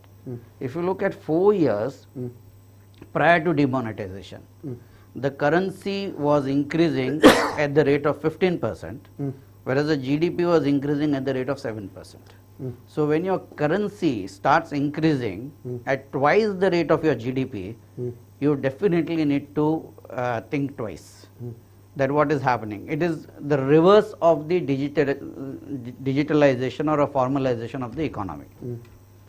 If you look at the growth of currency in the last 4 years, say from 2019, because it took 2 or 3 years for the currency to stabilize post demonetization, the growth rate is only 9%.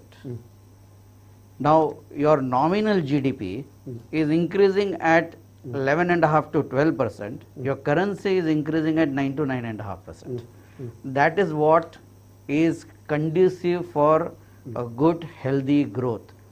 Increasing currency in the system more than the nominal GDP rate will cause only inflation. Now look at the inflation in the previous year. Now, after demonetization also, cash that currency issued is more than the earlier they selling. That's where these figures can help you to distinguish. See, the cash will keep increasing along with the GDP. As your GDP keeps expanding, the cash in the system will also keep expanding.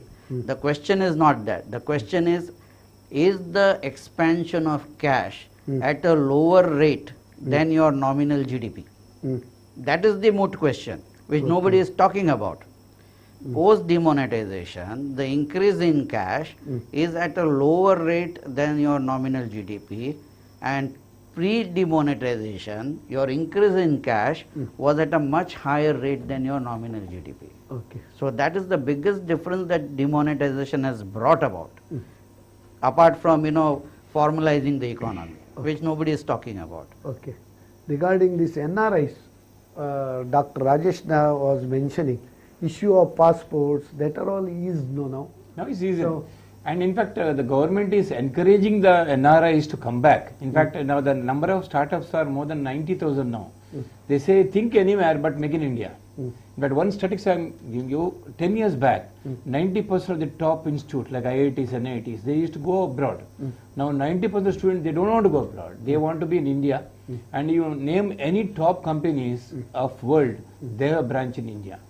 In fact, soon, this is a fact, that you will find a branch of Harvard in Hyderabad, a branch of MIT in Madras, and a branch of Princeton in Bangalore. This is going to happen because India is the most sought destination for higher education, which will have an impact on attracting NRIs, like Nakrep or Muscat, Wapas Bani, you will get a better education in India than sending them to Europe. This is my promise. Okay. Excellent, your turn. And yes, one caller is there. Hello? Hello? Hello? Who's speaking? ನಾನು ಅನಿಲ್ ಭಾರದ್ವಾಜ್ ಅನಿಲ್ ಭಾರದ್ವಾಜ್ ಅವರೇ, ನಮ್ಗೀಗ ಒಂದು ನಿಮ್ಮೊತ್ತಿಗೆ ಸ್ವಲ್ಪ ವಿಸ್ತೃತ ಚರ್ಚೆ ಮಾಡಬೇಕು. ನೀವು chartered accountant and tax expert also. ನಿಮ್ಮೊಂದಿಗೆ ವಿಸ್ತೃತ ಚರ್ಚೆ ಮಾಡೋದು. ಅದರ ಮುಂಚೆ ನಮಗೊಂದು ಕಂಪಲ್ಸರಿ ಕಮರ್ಷಿಯಲ್ ಬ್ರೇಕ್, ದಯವಿಟ್ಟು ಕ್ಷಮಿಸಿ. ಆಗ್ಲಿ, ತೊಂದರೆ ಇಲ್ಲಲ್ಲ, ಆಮೇಲೆ ನಿಮ್ಗೆ ಕಾಲ್ ಮಾಡ್ತೇವೆ. Thank you. ಸೊ ನಾವು it is time for the break. ವೀಕ್ಷಕರೇ, ನಮ್ಮ ಕುಡ್ಲ ಬಿಸ್ನೆಸ್ ಟಾನಿಕ್ ಈ ಕಾರ್ಯಕ್ರಮಕ್ಕೆ ಚಿಕ್ಕ ವಿರಾಮ, ಬ್ರೇಕ್ಗೆ ಬಾದ್.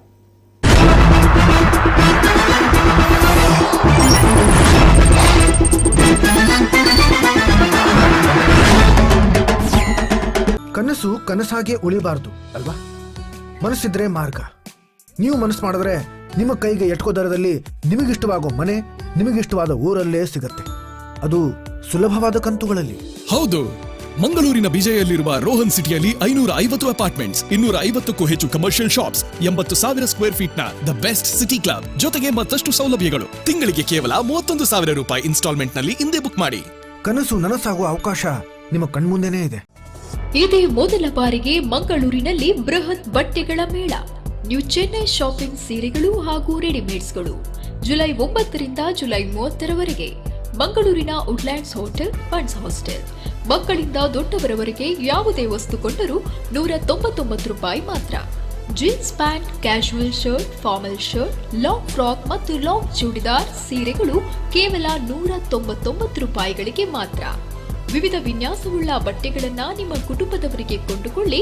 ಒಂದೇ ಜಾಗದಲ್ಲಿ ಎಂದೇ ಖರೀದಿಸಿ.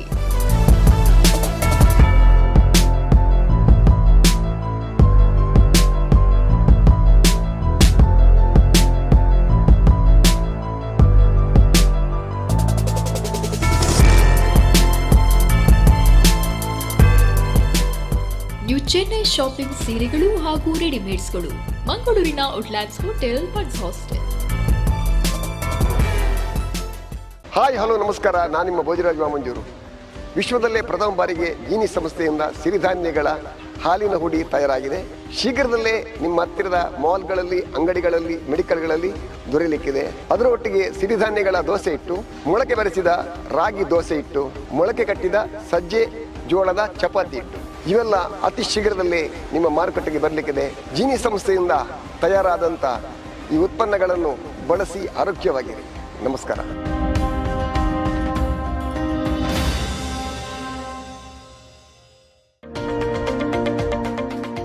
ಆತ್ಮಶಕ್ತಿ ವಿವಿಧೋದ್ದೇಶ ಸಹಕಾರಿ ಸಂಘ ಪಡೀಲ್ ಮಂಗಳೂರು ದಕ್ಷಿಣ ಕನ್ನಡ ಹಾಗೂ ಉಡುಪಿ ಜಿಲ್ಲೆಗಳಲ್ಲಿ 30 ಶಾಖೆಗಳನ್ನು ಹೊಂದಿದ್ದು ನಿರಂತರ ರಾಜ್ಯ ಹಾಗೂ ರಾಷ್ಟ್ರೀಯ ಪ್ರಶಸ್ತಿಗಳನ್ನು ಪಡೆಯುತ್ತಾ ಇರುವ ಸಹಕಾರಿ ಸಂಘವು ಕಳೆದ 1 ದಶಕಗಳಿಂದ ನಿಮ್ಮ ಸೇವೆಯಲ್ಲಿ.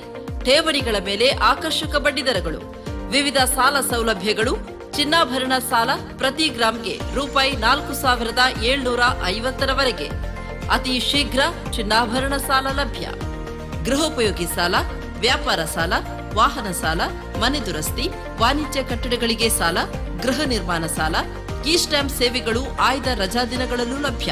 ಬ್ಯಾಂಕಿಂಗ್ ಸೇವೆಗಳ ಜೊತೆ ಡಿಡಿ, ಆರ್ಟಿಜಿಎಸ್, ನೆಫ್ಟ್ ಸೌಲಭ್ಯ. ಎಕ್ಸ್‌ಪ್ರೆಸ್ ಮನಿ, ವೆಸ್ಟರ್ನ್ ಯೂನಿಯನ್, ಎಲ್ಐಸಿ ಹಾಗೂ ಎಲ್ಲ ರೀತಿಯ ವಿಮಾ ಸೇವೆಗಳು ನಮ್ಮಲ್ಲಿ ಲಭ್ಯ. ವಾರ್ಷಿಕ 2,000 ಕೋಟಿಗೂ ಹೆಚ್ಚು ವಹಿವಾಟು ನಡೆಸುತ್ತಿರುವ ನಮ್ಮ ಸಹಕಾರಿ ಸಂಘದ ಪ್ರಧಾನ ಕಚೇರಿ ಆತ್ಮಶಕ್ತಿ ಸೌಧ, ಬೈರಾಡಿಕೆರೆ ಹತ್ತಿರ, ಪಡೀಲ್, ಮಂಗಳೂರು.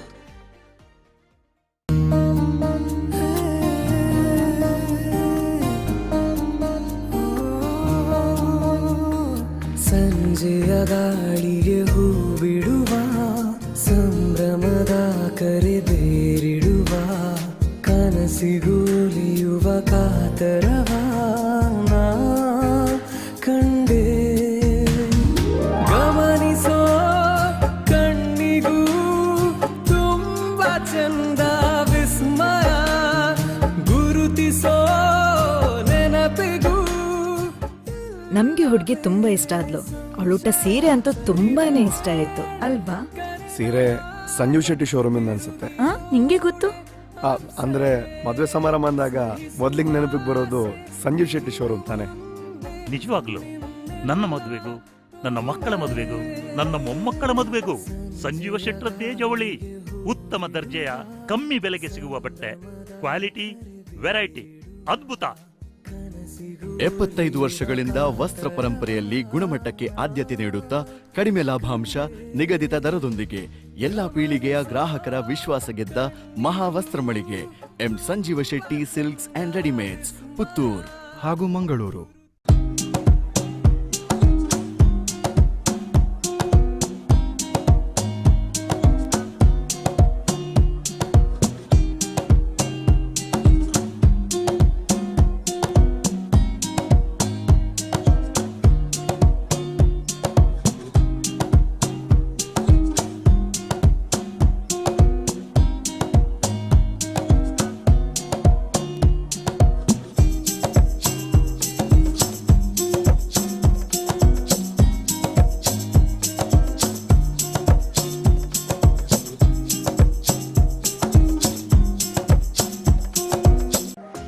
ಸ್ವಾದಿಷ್ಟದ ಅಡುಗೆಯ ಪರಂಪರೆ ರಾವ್ಸ್ ಸೌತ್ ಸ್ಟ್ರೀಟ್.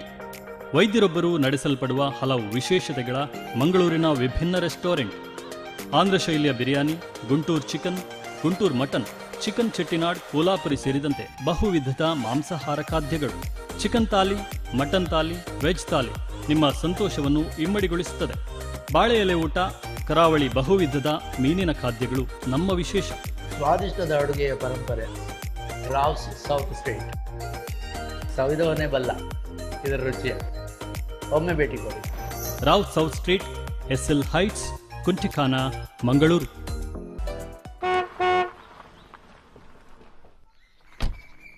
ಓ ಸಾಹೇಬ್ರು, ಬರ್ಬೇಕು.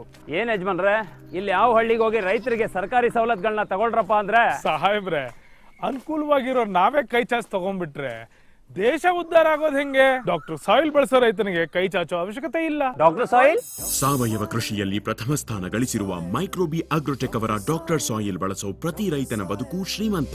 Doctor soil, doctor soil. Can't take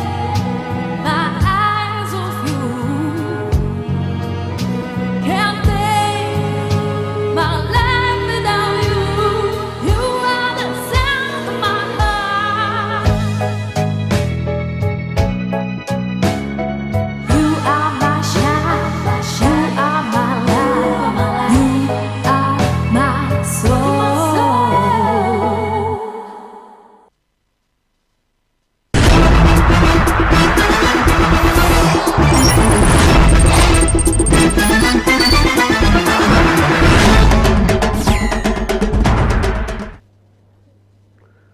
ವೀಕ್ಷಕರೇ, ನಿಮಗೆಲ್ಲರಿಗೂ ನಮ್ಮ ಕುಡ್ಲ ಬಿಸ್ನೆಸ್ ಟಾನಿಕ್ ಇದರ 278ನೇ ಸಂಚಿಕೆ A ಸಾಗಾ of development decade of new India ಈ ಕಾರ್ಯಕ್ರಮಕ್ಕೆ ವಿರಾಮದ ನಂತರ ಸ್ವಾಗತ. ಇಂದಿನ ಪರಿಣಿತರು ನಮ್ಮೊಂದಿಗಿದ್ದಾರೆ CA DB Mehta, economic expert, ಹಾಗೂ ಡಾಕ್ಟರ್ ಗೋಪಾಲ್ ಮೊಗೇರಾಯ ಅವರು ನಮ್ಮ technical expert, technical education expert. ನಿಮ್ಮ ಇರುವರಿಗೂ ಮಗದೊಮ್ಮೆ ನಮ್ಮ ಈ ಕಾರ್ಯಕ್ರಮಕ್ಕೆ ಸ್ವಾಗತ. ಈಗ ನಾವು ಈ ಕಾರ್ಯಕ್ರಮ ಮುಂದುವರಿಸುವ ಅದರ ಮುಂಚೆ ನಮ್ಮೊಂದಿಗಿದ್ದಾರೆ CA Anil Bharadwaj from Bengaluru. He is a tax expert also, and he is a practicing chartered accountant for the last 10 years in our capital city of Bangalore. CA Anil Bharadwaj ಅವರೇ ನಮಸ್ಕಾರ. ಎಲ್ಲರಿಗೂ ವೀಕ್ಷಕರಿಗೆ ಎಲ್ಲರಿಗೂ ನಮಸ್ಕಾರ. ನಮಸ್ಕಾರ. ನಿಮಗೆ ನಮ್ಮ ಈ ವಿಶೇಷವಾದಂತ ನಮಸ್ಕಾರ. ಈ ಕಾರ್ಯಕ್ರಮಕ್ಕೆ ಸ್ವಾಗತ. ನಿಮ್ಮ ಒಂದು ಈ 10 ವರ್ಷದಲ್ಲಿ ಸರಕಾರದಿಂದ ಯಾವುದೆಲ್ಲ ಟ್ಯಾಕ್ಸ್ ಅಲ್ಲಿ ಇರ್ಬೋದು, ಬೇರೆ ಬೇರೆ ಇಕನಾಮಿಕ್ ಇನಿಷಿಯೇಟಿವ್ಸ್ ಯಾವುದೆಲ್ಲ ತಗೊಂಡು ಅದರ ಬಗ್ಗೆ ಬ್ರೀಫ್ ಮಾಡಬಹುದಾ? ಖಂಡಿತವಾಗ್ಲು. ನೋಡಿ, ಮೊದಲನೇದಾಗಿ ಈಸ್ ಆಫ್ ಪೇಯಿಂಗ್ ಟ್ಯಾಕ್ಸಸ್ ಬಗ್ಗೆ ನಾನು ಮಾತಾಡಬೇಕು ಅಂತಂದ್ರೆ ತುಂಬಾ ಅಚ್ಚುಕಟ್ಟಾಗಿ ಈಗ ಎಸ್ಪೆಷಲಿ ನಾನು ಇನ್ಕಮ್ ಟ್ಯಾಕ್ಸ್ ಬಗ್ಗೆ ಮೊದಲು ಮಾತಾಡ್ತೇನೆ. ಇನ್ಕಮ್ ಟ್ಯಾಕ್ಸ್ ಅಲ್ಲಿ ತುಂಬಾ ಒಳ್ಳೊಳ್ಳೆ ರಿಫಾರ್ಮ್ಸ್ ಗಳಾಗಿದೆ. ಅದು ಈ ಜನಸಾಮಾನ್ಯರಿಗೂ ಯಾರ್ಯಾರು ತೆರಿಗೆ ಕಟ್ತಿದಾರೋ ಅವ್ರಿಗೆ 1-2 ವರ್ಷಗಳಲ್ಲಿ ಅವ್ರಿಗೂ ಅದರ ಗಮನಕ್ಕೆ ಅವ್ರ ಗಮನಕ್ಕೂ ಅದು ಬಂದಿದೆ. ಏನು ಅಂತಂದ್ರೆ ಮೊದಲನೇ important reform bringing AIS annual information statement or annual income statement ಅಂತ ಏನು ಇನ್ಕಮ್ ಟ್ಯಾಕ್ಸ್ ಡಿಪಾರ್ಟ್ಮೆಂಟ್ ಕೊಡ್ತಾ ಇದೆ, ಅದು ಬಹಳ ಮಹತ್ವಕಾರಿಯಾಗಿರುವಂತದ್ದು. ಮೊದಲು TDS ರಿಫಾರ್ಮ್ಸ್ ಬಂತು. TDS ರಿಫಾರ್ಮ್ಸ್ ಬಂದಿದ್ದು ಏನಕ್ಕೆ? ಎಲ್ಲಿ ಆದಾಯ ಉತ್ಪನ್ನ ಆಗ್ತಾ ಇದೆಯೋ ಅಲ್ಲೇ ತೆರಿಗೆಯನ್ನ ಹಿಡಿದ್ರೆ ತೆರಿಗೆ ಕಳ್ಳತನ ಕಡಿಮೆ ಆಗತ್ತೆ ಅಂತ. ಅದು ಒಂದು ಒಳ್ಳೆ ಚೇಂಜ್ ಅನ್ನ ತಂತು ಸರ್ಕಾರಕ್ಕೆ ಮತ್ತೆ ದೇಶಕ್ಕೆ. ಏನಿದೆ ಈ AIS ಬೇರೆ ಬೇರೆ ಇನ್ಕಮ್ಮಿನ ಮೂಲಗಳನ್ನು ತಿಳಿಸ್ಕೊಡುತ್ತೆ. ಆ ವರ್ಷದಲ್ಲಿ ಒಬ್ಬ ವ್ಯಕ್ತಿ ತನ್ನ ಇಂಟ್ರೆಸ್ಟ್ ಇನ್ಕಮ್ ಇಂದ ಎಷ್ಟು ದುಡಿದಿದ್ದಾನೆ, ಡಿವಿಡೆಂಡ್ ಎಷ್ಟು ಬಂದಿದೆ, ಅವನ FD ಎಷ್ಟು ಕ್ರಿಯೇಟ್ ಮಾಡಿದಾನೆ, FD ಎಷ್ಟನ್ನ ಮೆಚೂರ್ ಮಾಡಿದಾನೆ, ಅವನು ಶೇರ್ ಮಾರ್ಕೆಟ್ ಅಲ್ಲಿ ಟ್ರೇಡ್ ಮಾಡ್ತಿದಾನ ಮಾಡ್ತಾ ಇಲ್ವಾ, ಮ್ಯೂಚುವಲ್ ಫಂಡ್ಸ್ ಅಲ್ಲಿ ಇನ್ವೆಸ್ಟ್ ಮಾಡಿದಾನ ಮಾಡ್ತಾ ಇಲ್ವಾ, ಅವನು HRA ಕ್ಲೇಮ್ ಮಾಡ್ತಾ ಇದ್ದಾನೆ ಅಂತಂದ್ರೆ ಯಾರ ಪ್ಯಾನ್ ನಂಬರ್ ಅಲ್ಲಿ HRA ಕ್ಲೇಮ್ ಮಾಡ್ತಾ ಇದ್ದಾನೆ, ಇವೆಲ್ಲದರ ಒಟ್ಟು ವಿಚಾರಗಳು ಈ AIS ಅಲ್ಲಿ ಬಂದ್ಬಿಡೋದ್ರಿಂದ ತೆರಿಗೆ ಕಳ್ಳತನ ಕಮ್ಮಿ ಆಗತ್ತೆ. ಈ ತೆರಿಗೆ ಕಳ್ಳತನ ಕಮ್ಮಿ ಆಗೋದ್ರಿಂದ ದೇಶಕ್ಕೆ ನಾವು ನೋಡ್ತಾ ಇರೋ ಹಾಗೇನೆ ಈಗ 14 ಲಕ್ಷ ಕೋಟಿ ನೇರ ತೆರಿಗೆ ಸಂಪಾದನೆ ಆಗ್ತಾ ಇದೆ. ಈ ವರ್ಷ 21-22ನೇ ಸಾಲಲ್ಲಿ 14 ಲಕ್ಷ ಕೋಟಿ ಡೈರೆಕ್ಟ್ ಟ್ಯಾಕ್ಸ್ ಇದಾಗಿದೆ ಅಂತಂದ್ರೆ, ಮೊದ್ಲು ಹೇಗಿತ್ತು ಅಂತಂದ್ರೆ ನಮ್ಮ ದೇಶದ ಕಳ್ಳತನ ಜರಡಿ ಇದ್ದಾಗಿತ್ತು. ಎಲ್ಲಾ ಕಡೆ ತೂತು. ಟ್ಯಾಕ್ಸ್ ಹಾಕಿದ್ರೆ ತೆರಿಗೆ ಸೋರಿಕೆ ಹೋಗಿ ಬರೀ ಉಳಿಸಿದ್ದಿದ್ದೇ ಏನೋ ಒಂದೊಂದಷ್ಟು. ಈಗ ಜರಡಿಯಲ್ಲಿರುವಂತಹ ಎಲ್ಲಾ ತೂತುಗಳನ್ನು ಒಂದೊಂದನ್ನೇ ಮುಚ್ಕೊಂಡು ಸರ್ಕಾರ ಬಂದು ಈ AIS 26AS ಅಲ್ಲಿರುವಂತಹ ಇನ್ಫಾರ್ಮೇಶನ್ ಗಳ ಮುಖಾಂತರ ನಾವು ಇನ್ಕಮ್ ಟ್ಯಾಕ್ಸ್ ಫೈಲಿಂಗ್ ಅನ್ನ ಇನ್ನ ಚೆನ್ನಾಗಿ ಮಾಡುವಂತಹ ಅವಕಾಶ ಸಿಕ್ಕಿದೆ. 2 ವರ್ಷಗಳ ಹಿಂದೆ ಒಂದೇ ಒಂದು ವಿಚಾರ ಮಾತಾಡ್ತೀನಿ. 2 ವರ್ಷಗಳ ಹಿಂದೆ ಕೋವಿಡ್ ಟೈಮ್ ಅಲ್ಲಿ ಶೇರ್ ಮಾರ್ಕೆಟ್ ಅಲ್ಲಿ ಟ್ರೇಡ್ ಮಾಡೋರ ಸಂಖ್ಯೆ ದುಪ್ಪಟ್ಟು ತ್ರಿಪ್ಪಟ್ಟಾಯ್ತು. 3ರಷ್ಟು ಜನಸಂಖ್ಯೆ ಜಾಸ್ತಿ ಆಯ್ತು. ಆದ್ರೂ ಆ ವರ್ಷ ಯಾರೂ ತಾವು ಶೇರ್ ಮಾರ್ಕೆಟ್ ಅಲ್ಲಿ ಡೀಲ್ ಮಾಡ್ತಿದೀವಿ ಅಂತ ಡಿಸ್ಕ್ಲೋಸ್ ಮಾಡ್ತಿರ್ಲಿಲ್ಲ. ಆದ್ರೆ ಈ AIS ಬಂದಿರೋದ್ರಿಂದ ಅದರಲ್ಲೇ ನೇರವಾಗಿ ಅವ್ರು ಶೇರ್ ಮಾರ್ಕೆಟ್ ಅಲ್ಲಿ ಡೀಲ್ ಮಾಡ್ತಿದಾರೋ ಮಾಡ್ತಿಲ್ವೋ ಅನ್ನೋದನ್ನ ನೋಡಿ ಅಷ್ಟು ಜನ ಅದ್ರಲ್ಲಿ ಏನ್ ಲಾಭ ಮಾಡಿದ್ದಾರೆ ಅದಷ್ಟನ್ನು ಟ್ಯಾಕ್ಸಿನ ಅಡಿಯಲ್ಲಿ ತರುವಂತಹ ಅತ್ಯುತ್ತಮವಾದಂತಹ ಕೆಲಸ ಕೇಂದ್ರ ಸರ್ಕಾರ ಮಾಡಿದೆ. ಹಿಂದೆ ಇದರಿಂದ ನನಗೊಂದು ಕೌಟಿಲ್ಯರ ಒಂದು ಶ್ಲೋಕ ನೆನಪಾಗತ್ತೆ. ಅರ್ಥಶಾಸ್ತ್ರದಲ್ಲಿ ಅವನು ಹೇಳಿರುವಂತಹ ಒಂದು ಶ್ಲೋಕ ಅರ್ಥ ಆಗತ್ತೆ ನನಗೆ. ಯಥಾ ಅಲ್ಪ ಅಲ್ಪ ಗ್ರಹೀತವ್ಯೋ ವಾರ್ಯಕೋ ವತ್ಸ ಷಟ್ಪದಾಃ ತಥಾ ಅಲ್ಪ ಅಲ್ಪ ಗ್ರಹೀತವ್ಯಂ ರಾಷ್ಟ್ರಾತ್ ರಾಜ್ಞಾಭಿಕಃ ಕರಃ ಅಂತ. ಏನಿದರ ಅರ್ಥ ಅಂತ ನೋಡಿದ್ರೆ, ರಾಜನಾದ ಹೇಗೆ ಒಂದು ದುಂಬಿ ಹೂವಿನಿಂದ ಮಕರಂದವನ್ನ ಹೀರುತ್ತೋ, ಹೂವಿನಿಂದ ಮಕರಂದ ಹೀರ್ಬೇಕಾದ್ರೆ ಹೂವಿನ ಸೌಂದರ್ಯಕ್ಕಾಗ್ಲಿ ಪರಿಮಳಕ್ಕಾಗ್ಲಿ ಏನಾದ್ರು ತೊಂದರೆ ಆಗತ್ತಾ? ಇಲ್ಲ. ಅದೇ ರೀತಿ ರಾಜನಾದಂಥವನುವೆ ತನ್ನ ಪ್ರಜೆಗಳಿಂದ ತೆರಿಗೆಗಳನ್ನ ಸಂಪಾದನೆ ಮಾಡಿ ಅವ್ರಿಗೆ ಯಾವುದೇ ರೀತಿಯಾದಂತಹ ಚ್ಯುತಿಯನ್ನ ಕೊಡದೆ ತೊಂದರೆಯನ್ನ ಕೊಡದೆ ಮಾಡಬೇಕು. DB ಮೆಹ್ತಾ ಅವ್ರು ಹೇಳಿದ್ರು incidence of tax before was at 17%. Now it has reduced by 6.5%, 5.5% to 11.5% anta. It is such a drastic betterness for every citizen of the nation, which we should be proud. With all of these things, still the collection has doubled. That means we have rationalized the collection across everybody. ಎಲ್ಲರಿಂದಲೂ ತೆರಿಗೆಯನ್ನ ಸಮಭಾಗದಲ್ಲಿ ನಾವು ತಗೊಳ್ಳುವಂತಹ ಕೆಲಸ ಈ 10 ವರ್ಷದಲ್ಲಿ ಆಗ್ತಾ ಇದೆ. ಇನ್ ಮುಂದೆನೂ ಹಾಗೆ ಆಗ್ಬೇಕು ಅನ್ನೋದು ನಮ್ಮ ಆಶಯ.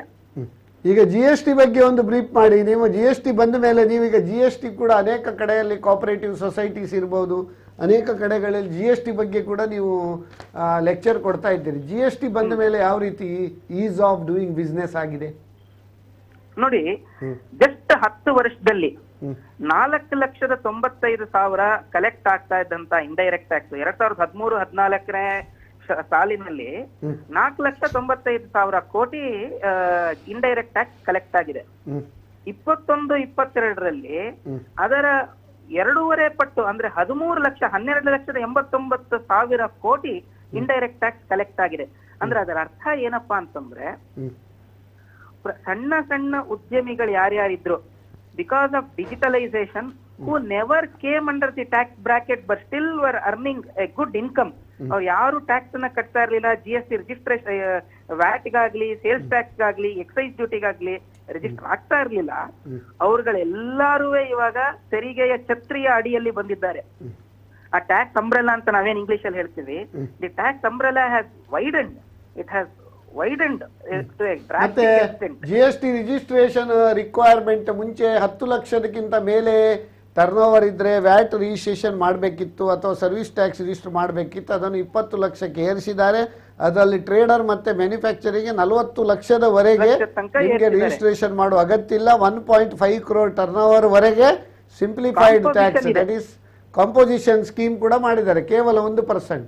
ರೆಸ್ಟೋರೆಂಟ್ ಅವರಿಗೆ ಮುಂಚೆ ಎಲ್ಲ ಬಾಯಿಗೆ ಬಂದದ್ದು 28, 18 ಬಾಯಿಗೆ ಬಂದದ್ದು ಟ್ಯಾಕ್ಸ್, ಸರ್ವಿಸ್ ಟ್ಯಾಕ್ಸ್, ವ್ಯಾಟ್ ಎಲ್ಲ ಒಟ್ಟಾಗಿ ಬರ್ತಿತ್ತು ದೊಡ್ಡ ದೊಡ್ಡ ರೆಸ್ಟೋರೆಂಟ್ ಹೋದ್ರೆ. ಈಗ ಇಟ್ ಈಸ್ ಓನ್ಲಿ 5%. ಹೌದು, ಓವರ್ ಆಲ್ ಟ್ಯಾಕ್ಸ್ ಅವ್ರಿಗೆ 5% ಬಂದ್ಬಿಡುತ್ತೆ. ಮೊದ್ಲು ಏನಾಗೋದು, ಅವ್ರು ವ್ಯಾಟ್ ಕಟ್ಟಬೇಕಾ, ಇಡ್ಲಿ ಮಾರಿದ್ರೆ ಅವರು ಇಡ್ಲಿಯನ್ನ ಪದಾರ್ಥ ಅಂತ ಕನ್ಸಿಡರ್ ಮಾಡ್ಬೇಕಾ ಅಥವಾ ಇಡ್ಲಿ ಮಾಡ್ಕೊಡೋದನ್ನ ಸೇವೆ ಅಂತ ಕನ್ಸಿಡರ್ ಮಾಡ್ಬೇಕಾಗಿತ್ತ ಅನ್ನೋದೇ ಪ್ರಶ್ನೆ ಆಗಿತ್ತು. ಇವಾಗ ಅದೆಲ್ಲದಕ್ಕೂ ಒಂದು ಪೂರ್ಣ ಚುಕ್ಕೆ ಬಂದು ನೇರವಾಗಿ 5% ಟ್ಯಾಕ್ಸ್ ಕಟ್ಟಿದ್ರೆ ಅವ್ರ ಎಲ್ಲಾ ರೀತಿಯಾದಂತಹ ಟ್ಯಾಕ್ಸ್ ಬರ್ಡನ್ ಕಮ್ಮಿ ಆಗತ್ತೆ. ಆದ್ರೆ ಗುಡ್ ಅಂಡ್ ಸಿಂಪಲ್ ಟ್ಯಾಕ್ಸ್ ಹೇಳಿ 600ಕ್ಕೆ 700ಕ್ಕಿಂತ ಜಾಸ್ತಿ ನೋಟಿಫಿಕೇಶನ್, 300ಕ್ಕಿಂತ ಜಾಸ್ತಿ ಸರ್ಕ್ಯುಲರ್ ಎಲ್ಲ ಮಾಡಿದಾರಲ್ಲ, ಅದು ತುಂಬಾ ಕನ್ಫ್ಯೂಸಿಂಗ್ ಅಲ್ಲ? ಅದ್ರ ಬಗ್ಗೆ ಏನ್ ಹೇಳ್ತೀರಿ? ನೋಡಿ, ಏನಾಗತ್ತೆ, ಅದೊಂದು ದುಷ್ಪರಿಣಾಮ ಹೌದು. ಆದ್ರೆ ಹೊಸ ತೆರಿಗೆ ಮತ್ತೆ ಬೇರೆ ಬೇರೆ ನ್ಯೂನತೆಗಳನ್ನ ಸರಿ ಮಾಡೋದಕ್ಕಾಗಿರ್ಬಹುದು ಅಥವಾ ಆಡಳಿತ ದೃಷ್ಟಿಯಿಂದ ಒಂದು ತೆರಿಗೆಯನ್ನ ಸರಿಯಾಗಿ ನಡೆಸೋದಕ್ಕಿರ್ಬೋದು, ಇದೆಲ್ಲಾನು ನೋಟಿಫಿಕೇಶನ್ ಮುಖ್ಯ ಆಗತ್ತೆ. ಡೈರೆಕ್ಟ್ ಟ್ಯಾಕ್ಸ್ ಬಜೆಟ್ ಡ್ರಿವನ್ ಆಯ್ತು ಅಂತಂದ್ರೆ ಇಂಡೈರೆಕ್ಟ್ ಟ್ಯಾಕ್ಸಸ್ ನೋಟಿಫಿಕೇಶನ್ ಡ್ರಿವನ್ ಅಂತ ನಾವು ಕರಿತೇವೆ. So the very system of indirect taxes is notification driven. So ಅದಕ್ಕೋಸ್ಕರನೇ ನಾವು ಎಕ್ಸ್ಪರ್ಟ್ ಗಳಿರುವಂತದ್ದು ನಮ್ಮ ಕೆಲಸನೇ ಅದನ್ನ. ಇನ್ಕಮ್ ಟ್ಯಾಕ್ಸ್ ಅಂದ್ರೆ ವರ್ಷಕ್ಕೊಮ್ಮೆ ನಮ್ಮ ಲೋಕಸಭೆಯಲ್ಲಿ ಬಜೆಟ್ ಮಂಡನೆ ಮಾಡುವಾಗ ಒನ್ಸ್ ಇನ್ ಇಯರ್ ಫಿಕ್ಸ್ ಆಗುದು. ಆದ್ರೆ ಈ GST ಕೌನ್ಸಿಲ್ ಪ್ರತಿ ತಿಂಗಳು ಮೀಟ್ ಆದ್ರಿಂದ ಎಲ್ಲ ಸ್ಟೇಟ್ ರೆಪ್ರೆಸೆಂಟೇಟಿವ್ಸ್ ಮತ್ತೆ ಫೈನಾನ್ಸ್ ಮಿನಿಸ್ಟರ್ ಅದರ ಹೆಡ್ ಆಗಿರುವುದರಿಂದ ಪ್ರತಿ ತಿಂಗಳು GST ಕೌನ್ಸಿಲ್ ಸೇರಿದಾಗ ಆಗಾಗ್ಗೆ ಬೇರೆ ಬೇರೆ ಬೇರೆ ಬೇರೆ ಚೇಂಜಸ್ ಆಗ್ತದೆ ಅಲ್ವಾ? ಹೌದು ಹೌದು, ಅದು ಒಂದು ಪರಿಣಾಮದಲ್ಲಿ ಒಂದು ಬೇಗ ರೊಬೆಸ್ಟ್ ಚೇಂಜ್ ಆಗತ್ತೆ ಅಂತಂದ್ರೂ ಇನ್ನೊಂದು ಚೇಂಜ್ ಅದು ಇಮಿಡಿಯೇಟ್ ಎಫೆಕ್ಟ್ ಸಿಗೋದ್ರಿಂದ ನಾವು 1 ವರ್ಷಕ್ಕೆ ಯಾವ್ದಕ್ಕೂ ಕಾಯ್ಬೇಕಾಗಿರೋದಿಲ್ಲ. ಸೊ ಹಾಗಾಗಿ ಇಂಡೈರೆಕ್ಟ್ ಟ್ಯಾಕ್ಸಸ್ ಅಲ್ಲಿ ಮತ್ತೆ it is A transaction tax, it is not on the income tax. ಈಗ ಇನ್ಕಮ್ ಟ್ಯಾಕ್ಸ್ ಅಲ್ಲಿ ಮಧ್ಯ ಚೇಂಜ್ ಮಾಡೋದಕ್ಕೆ ಆಗಲ್ಲ. ಯಾತಕ್ಕೆ ಅಂತಂದ್ರೆ ನಮ್ಮ ಬಜೆಟ್ ಅಲ್ಲಿ ವರ್ಷ ಶುರು ಆಗಕ್ಕಿಂತ ಮುಂಚೆ ಆ ವರ್ಷ ಹೇಗಿದೆ ಅಂತ ಹೇಳ್ತಾರೆ, ಅದೇ ರೀತಿಯಾಗಿ ನಡ್ಕೊಂಡು ಹೋಗುತ್ತೆ. ಈಗ ಆದ್ರೆ ಶ್ರೀ ಅನಿಲ್ ಭಾರದ್ವಾಜ್ ಅವರೇ, ನಿಮ್ಮ ಒಂದು ಎಕ್ಸ್ಪರ್ಟೈಸ್ ನಮ್ಮ ವ್ಯೂವರ್ಸ್ ಒಟ್ಟಿಗೆ ಹಂಚಿಕೊಂಡದಕ್ಕೆ ನಿಮಗೆ ಧನ್ಯವಾದಗಳು. ಇನ್ನು ಮುಂದೆ ಕೂಡ ನಮ್ಮ ಅನೇಕ ಕಾರ್ಯಕ್ರಮಗಳಿಗೆ ನೀವು ಕೂಡ ಭಾಗವಹಿಸಬೇಕಂತ ಹೇಳ್ತಾ ನಮ್ಮ ಸಮಸ್ತ ವೀಕ್ಷಕರ ಪರವಾಗಿ ನಿಮಗೆ ಒಂದು ಥ್ಯಾಂಕ್ಸ್ ಹಾಗೂ ಕೃತಜ್ಞತೆಯನ್ನು ಹೇಳಬಯಸ್ತೇನೆ. Thank you. ಧನ್ಯವಾದ. ಸರ್, ನಾವು infra push see that fiscal deficit, when we get fiscal deficit, if you invest for infrastructure and fiscal deficit due to day-to-day expenditure, there is a difference. Can you distinguish and how this 10 years transformation took place in infrastructure, including that PM Gati Shakti Yojana? Can you just explain? See, the biggest policy change which this particular government over the last 9 years has brought about is A, complete focus on inflation, B, address the supply side of the economy. The previous regimes were addressing A, the demand side of the economy, not the supply side of the economy, and B, not the infra push, but the subsidy push, how to put more and more money in the hands of the people, which again ended up increasing the demand side. And that shows very clearly, previous decade your average inflation rate is 9%. These 9 years your average rate of inflation is below 5%. Yes. That is clearly visible. Now one more clever thing that this government has done, and it has been fortunate enough in this era to do that, the global rate of interest has been virtually close to 1 or 2%, barring this last 2 years, which is a post-COVID supply constraint driven inflation, which has caused the rate of interest to also spike. When the global rate of interest is low, even when the government of India borrows, it borrows at a lower rate of interest. If your rate of return by deploying the global funds at around 4% or 5% or 6% cost is higher than that, the best way to deploy that money is in infra rather than to deploy it in a demand based activities. And when you invest in infra, When you the invest benefit in- is 3x, 4x, 5x. because like it that. has a higher multiplier effect. Yes. And when you invest in infra, it has a very low impact on the inflation. It addresses the supply side. It clears the bottlenecks. It reduces the time to transport goods and people. It brings in the last mile connectivity. It reduces the wastages. It reduces the logistic cost. So there is a direct benefit also accruing to the economy apart from the the building of infrastructure, which also contributes to the economy. So this way the multiplier effect of infra on the economy is much higher than addressing only the demand side. Now if you look at just the subsidy to address the demand side in 2014 and in 2023. In 2014, subsidy to address the demand side was 3,75,000 crores in a budget expenditure of 16,55,000 crores. You imagine the percentage, close to 20%. In a 45 lakhs expenditure budget, the subsidy 10 lakh crore is for infra. Yeah, but subsidy is only for 4 lakh crores thereabout. So now the subsidy impact has come down to 10% of the expenditure vis-a-vis 20% of the expenditure. That is again a clear shift to not to take the economy forward only addressing the demand side, but to address the supply side. And infra, as I have mentioned earlier, 10 lakh crores is the infra driven by the central government schemes in terms of highway, airport, ports, other things.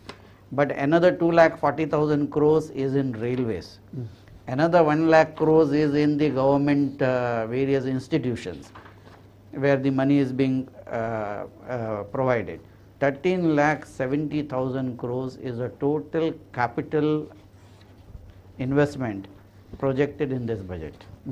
And this will lead to a multiplier effect in the years to come, generating its own economic activity. Okay, very nice. ಈಗ education sector reforms ಬಗ್ಗೆ ಮಾತಾಡ್ತಾ ಇತ್ತು ನಾವು ಆವಾಗ. Education and employment generation, it goes in tandem, correct no? The unemployment rate also in June 2020, because of COVID reason, it was 20.9%. That has been drastically It has come down to 8% in November 2022. Now again it has come down. Even urban unemployment is only 8.96% and rural unemployment 7.61% because of Narega and other initiatives. Okay. Now, what is your opinion regarding this employment and education linkage? And for the last 10 years, what are the initiatives taken up? Yes. If you see the general trend, unemployment is one of the biggest curse for our society. It's not only the unemployment, underemployment. You might say our formal employment is less than 7.5%. That is not exactly the reflection. Many are underemployed. They are not employed to the qualification what they have. I think a main thing is, one is the qualification, second is the required skill, third is the attitude of the students or anybody, fourth is the aptitude. The last very important is appetite. ಒಬ್ಬರಿಗೊಂದು ಹಸಿವು ಇರಬೇಕು ಕೆಲಸ ಮಾಡಬೇಕಂತ. But unfortunately, I am not blaming. Many of the government, they say that we have the highest number of BPL holders, card holders. Now, if you have the highest number of BPL card holders, that reflects that we have poor generation of employment. Now, we, thanks to 10 years, there is more emphasis on skill development, MSME, and a lot of other achievements we have in the list. I would say many top companies want to come to India. I just give me 2 minutes time. What is the operational hurdles? Why the foreign companies don't come here? If you address this issue, definitely we'll have more companies coming to India. Number one, world-class infrastructure and massive metro system to ease the movement. Third is fix the legal system, and modern economy should have a good legal system. Many of the companies, they get hurdle with many of the legal system. Third one is fictitious bureaucracy, administration, less control and more monitoring by the governance. There should be more governance, let government interferences. And many want to have an industry here. Once that comes, we accept it. And the people should accept that industry should come. And in a country like Vietnam, they are accepting the industries. Why not we? In fact, many of these Samsung, they have a big presence in India now. Why not increase? Once they come, the unemployed will go. And if one person from a house is very well employed, and we'll have what's called as Ramaraja in our Ramarav's terminology. Yes. Okay. I'll just add one more thing to what has been already mentioned. To bring in more employment, labor reforms is a mandatory part. Most governments have not been doing justice to labor reforms and has been postponing it because of tremendous opposition both from the labor unions and left leaning parties. Now, if labor reform comes, the FDI can go up by nothing less than 30 to 40%. Most multinationals are shy of putting up manufacturing industries in India because of the lack of labor reforms. And some small tinkering has been done by this government a year back by bringing out some labor codes. That's not enough.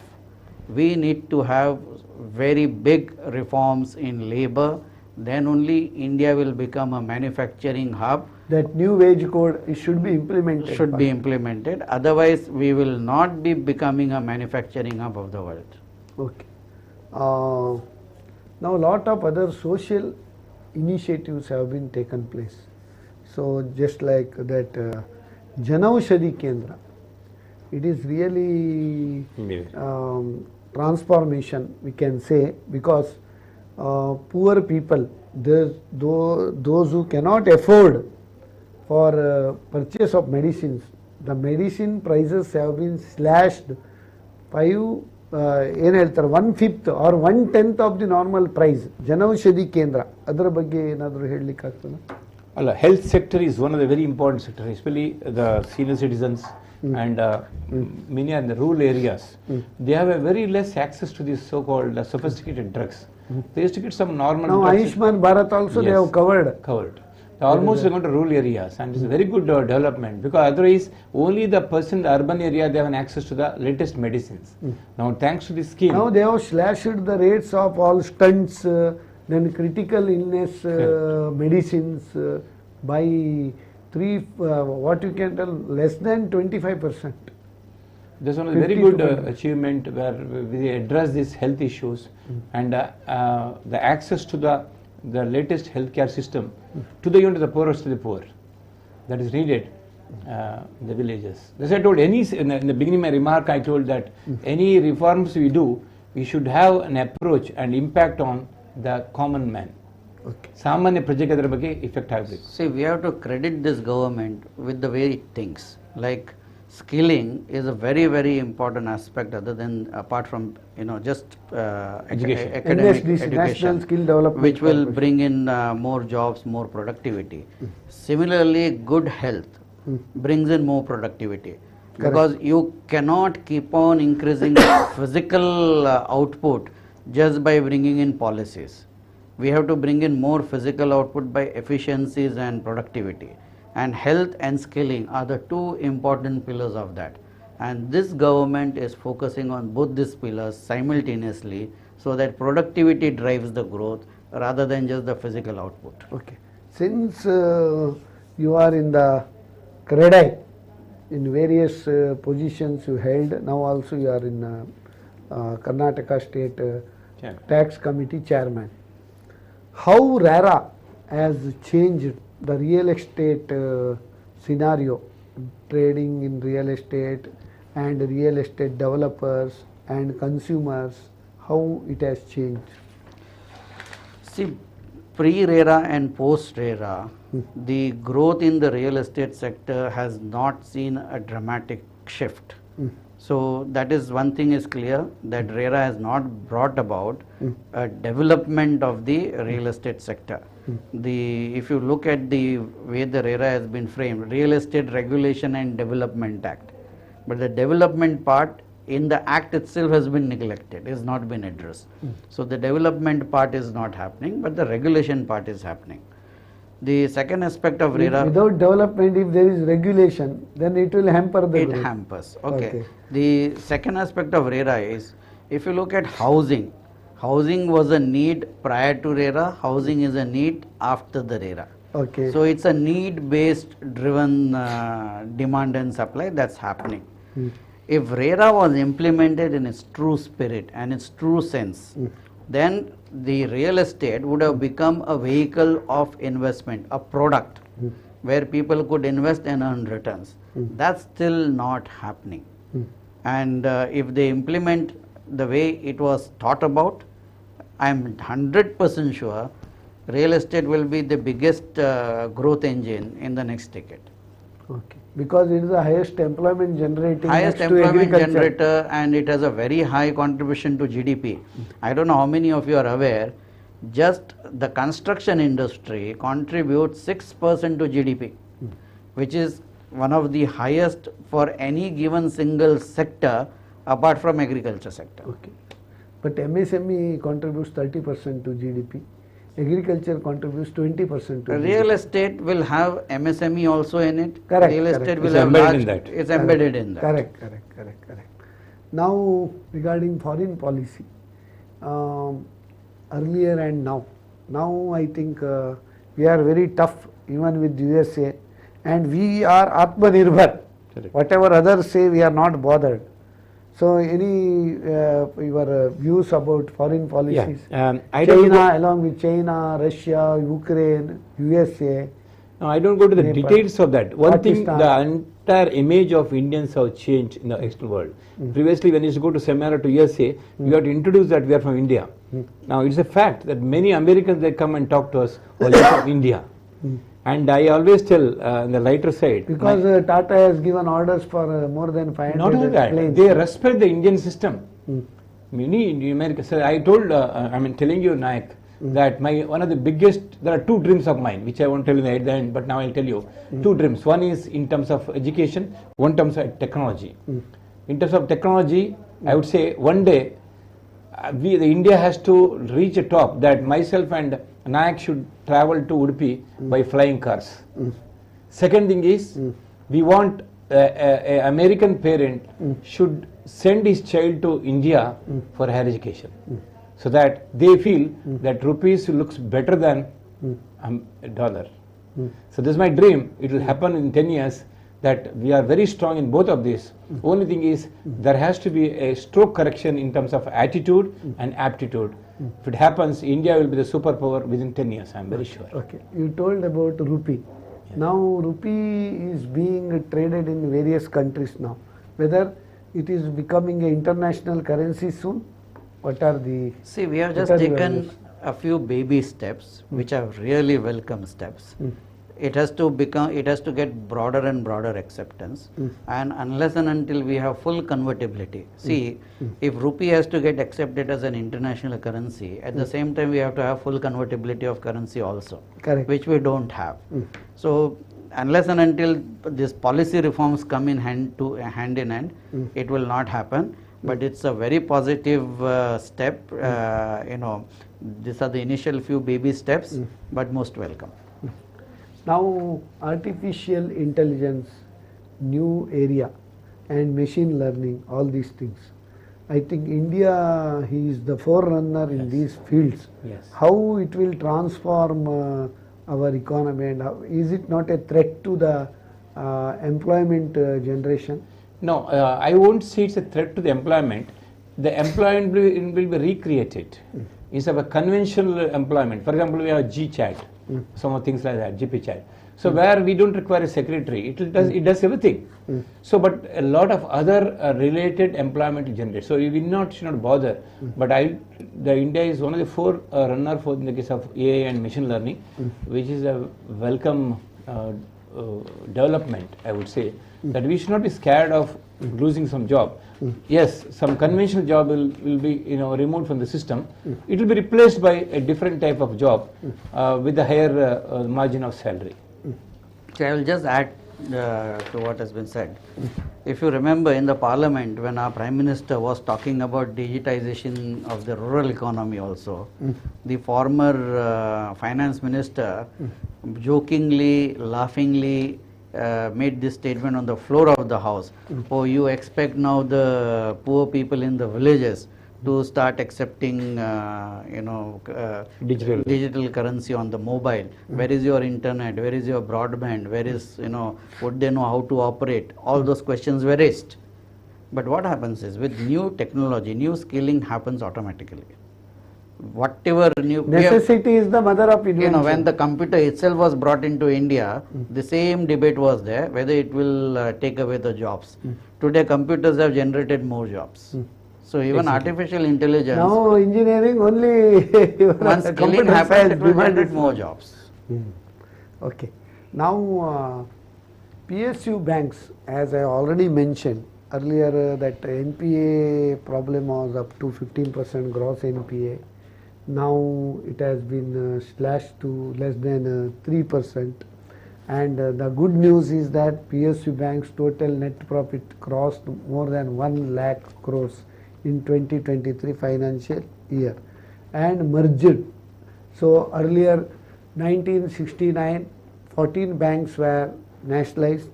1986 banks were nationalized. The new Bank of India merged with the Punjab National Bank. There were 19 nationalized banks. Now it has been reduced to 12. So what are your views regarding merger of these banks? Whether it is conducive for the growth or that competition is reduced because of that? See, I will compare the situation with the situation in the US. In this current economic crisis, many banks in the US started folding up, and these were all small profitable banks, but they suddenly became weak with the change in the economic scenario. Correct. So for financial companies like banks, small is a disadvantage, large is an advantage. It is as simple as that. To have proliferation of small banks, be it private or be it public sector, does not help anybody. Neither the depositors nor the economy. HDFC Bank also merged. It has merged. And the larger the bank you are, the more efficiently you can raise funds at a lower cost. The smaller the bank you are, your cost raising abilities are limited, and that too at a high cost. Now, if you look at the way the public sector bank itself has been dealt with, the fact of acknowledging the problem was not done by the regime prior to this particular regime. If you don't acknowledge the problem, you don't start taking corrective measures. Yes. You have to acknowledge the problem. This government in the very first year, in 2015 itself, they acknowledged the problems of NPA and that the banks are pushing NPA under the carpet under the name of restructuring of loans. You restructure loans, give them 3 years more. So for 3 years they are considered as standard assets and they are not provided for. 3 years later, it becomes even a bigger NPA than it was before the whole process started. Okay. So all that recognition happened. Once the recognition happened, NPA jumped to 14%, and the market capitalization of all the public sector banks put together was 250,000 crores only. 2,50,000 crores. In the last 6 years, post these measures and steps were taken, today the market capitalization of all the public sector banks is at 11 lakh crores. It has gone up by 4 times in a matter of say 6 years. And public sector banks have never looked this strong even 2 decades back, leave alone 1 decade back. Today they are looking strong. They are looking for competing with the private sector bank, and definitely we need not have more than 5 or 6 public And sector supporting for MSMEs, agriculture, even Jan Dhan education Yojana, loan, it is completely Jan Dhan driven Yojana. by the public sector Yeah, banks. that we should applaud the role of Even banks all the in bringing direct benefit transfers happening Through crores and crores through the public sector banks. Okay, excellent. This now it is time to wind up. Before wind up, Gopal Bhagera, what is your gist of our last 1 decade of development saga of our new India? Can you just brief? In the education sector, I have talked enough, and I was elaborate because that's the only sector I was strong in this. Correct. But general, I am a keen observer. I would say that these are 5 points I always wish that the GDP rank should come down to 1. I wish in my wish list. The gross tax collection should come to at least 50 lakhs crores. The startup initiative should come up to at least 9 lakh. The digital payment should reach 100%. And above all, I wish that the BPL card holder should come to 0. So that we can proudly say that there is no below poverty line people, and we are all well off to take care These of us. dreams can happen when? 10 years, definitely. When you By see, 2030? no, I'm telling you, if you invest on education, the full family will be lifted. There will be change of complete aura of the system. So I say, if you have a good teaching learning system, you can educate a good student to a higher attitude. That in the NEP is possible, because we are not only making him educated, we are giving an ethical value for the society, and it will happen. I'm very sure many of the youngsters will join this. I have seen, I'm a teacher for the last 3 decades. The focus of students have changed.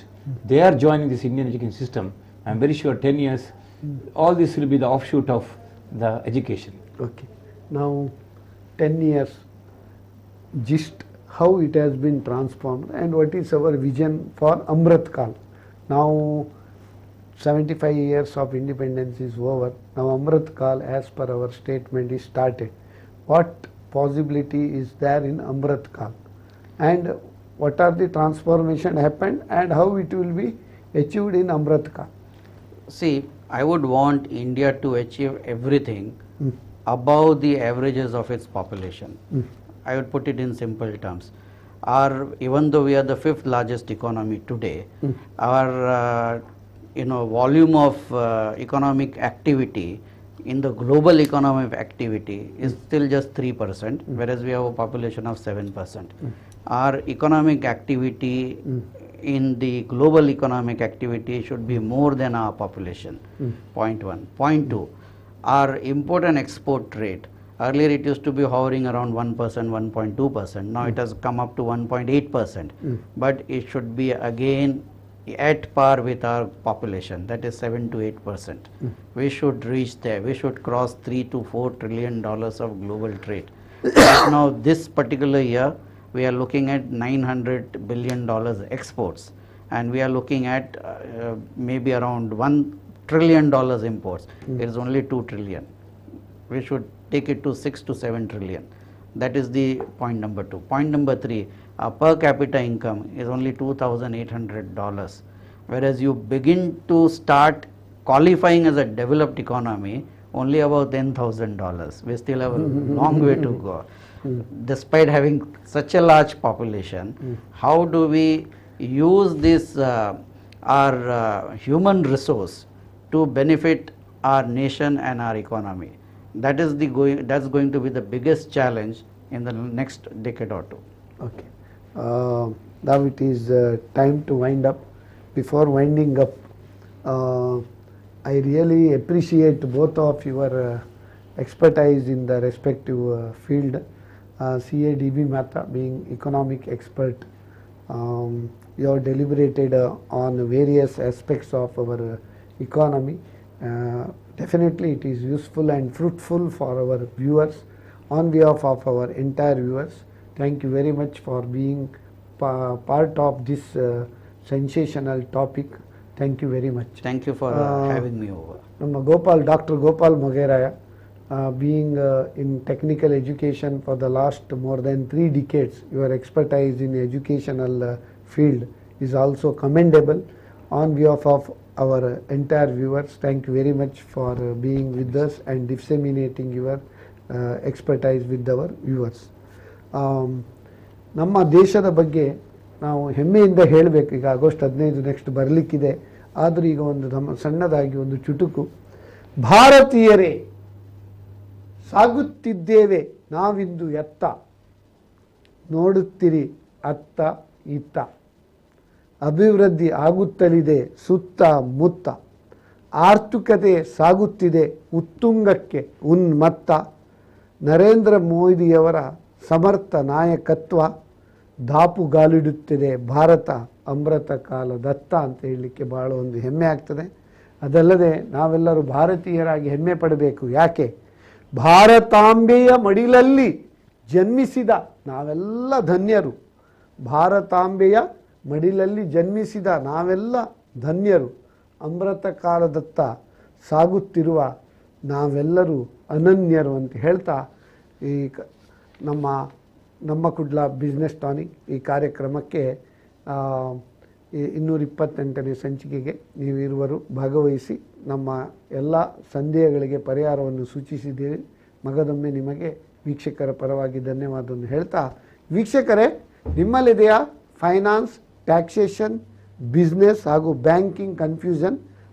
ನಮ್ಮಲ್ಲಿದೆ ನಮ್ಮ Kudla business tonic solution ಅಂತ ಹೇಳ್ತಾ ಈ ವಾರದ ಇವತ್ತಿನ ಈ ಸಂಚಿಕೆ ಇದೇ ಬುಧವಾರ ರಾತ್ರಿ ನಮ್ಮ ಕುಡ್ಲ 24/7ನಲ್ಲಿ ಮರುಪ್ರಸಾರ ಮಾಡ್ತಾ ಇದ್ದೇವೆ ಅಂತ ಹೇಳ್ತೇವೆ.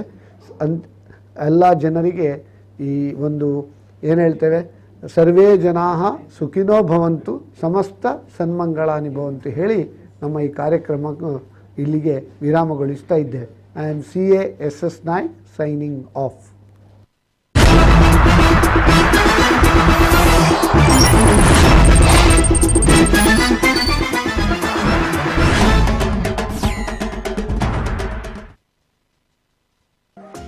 ಸ್ವಾದಿಷ್ಟದ ಅಡುಗೆಯ ಪರಂಪರೆ ರಾವ್ಸ್ ಸೌತ್ ಸ್ಟ್ರೀಟ್.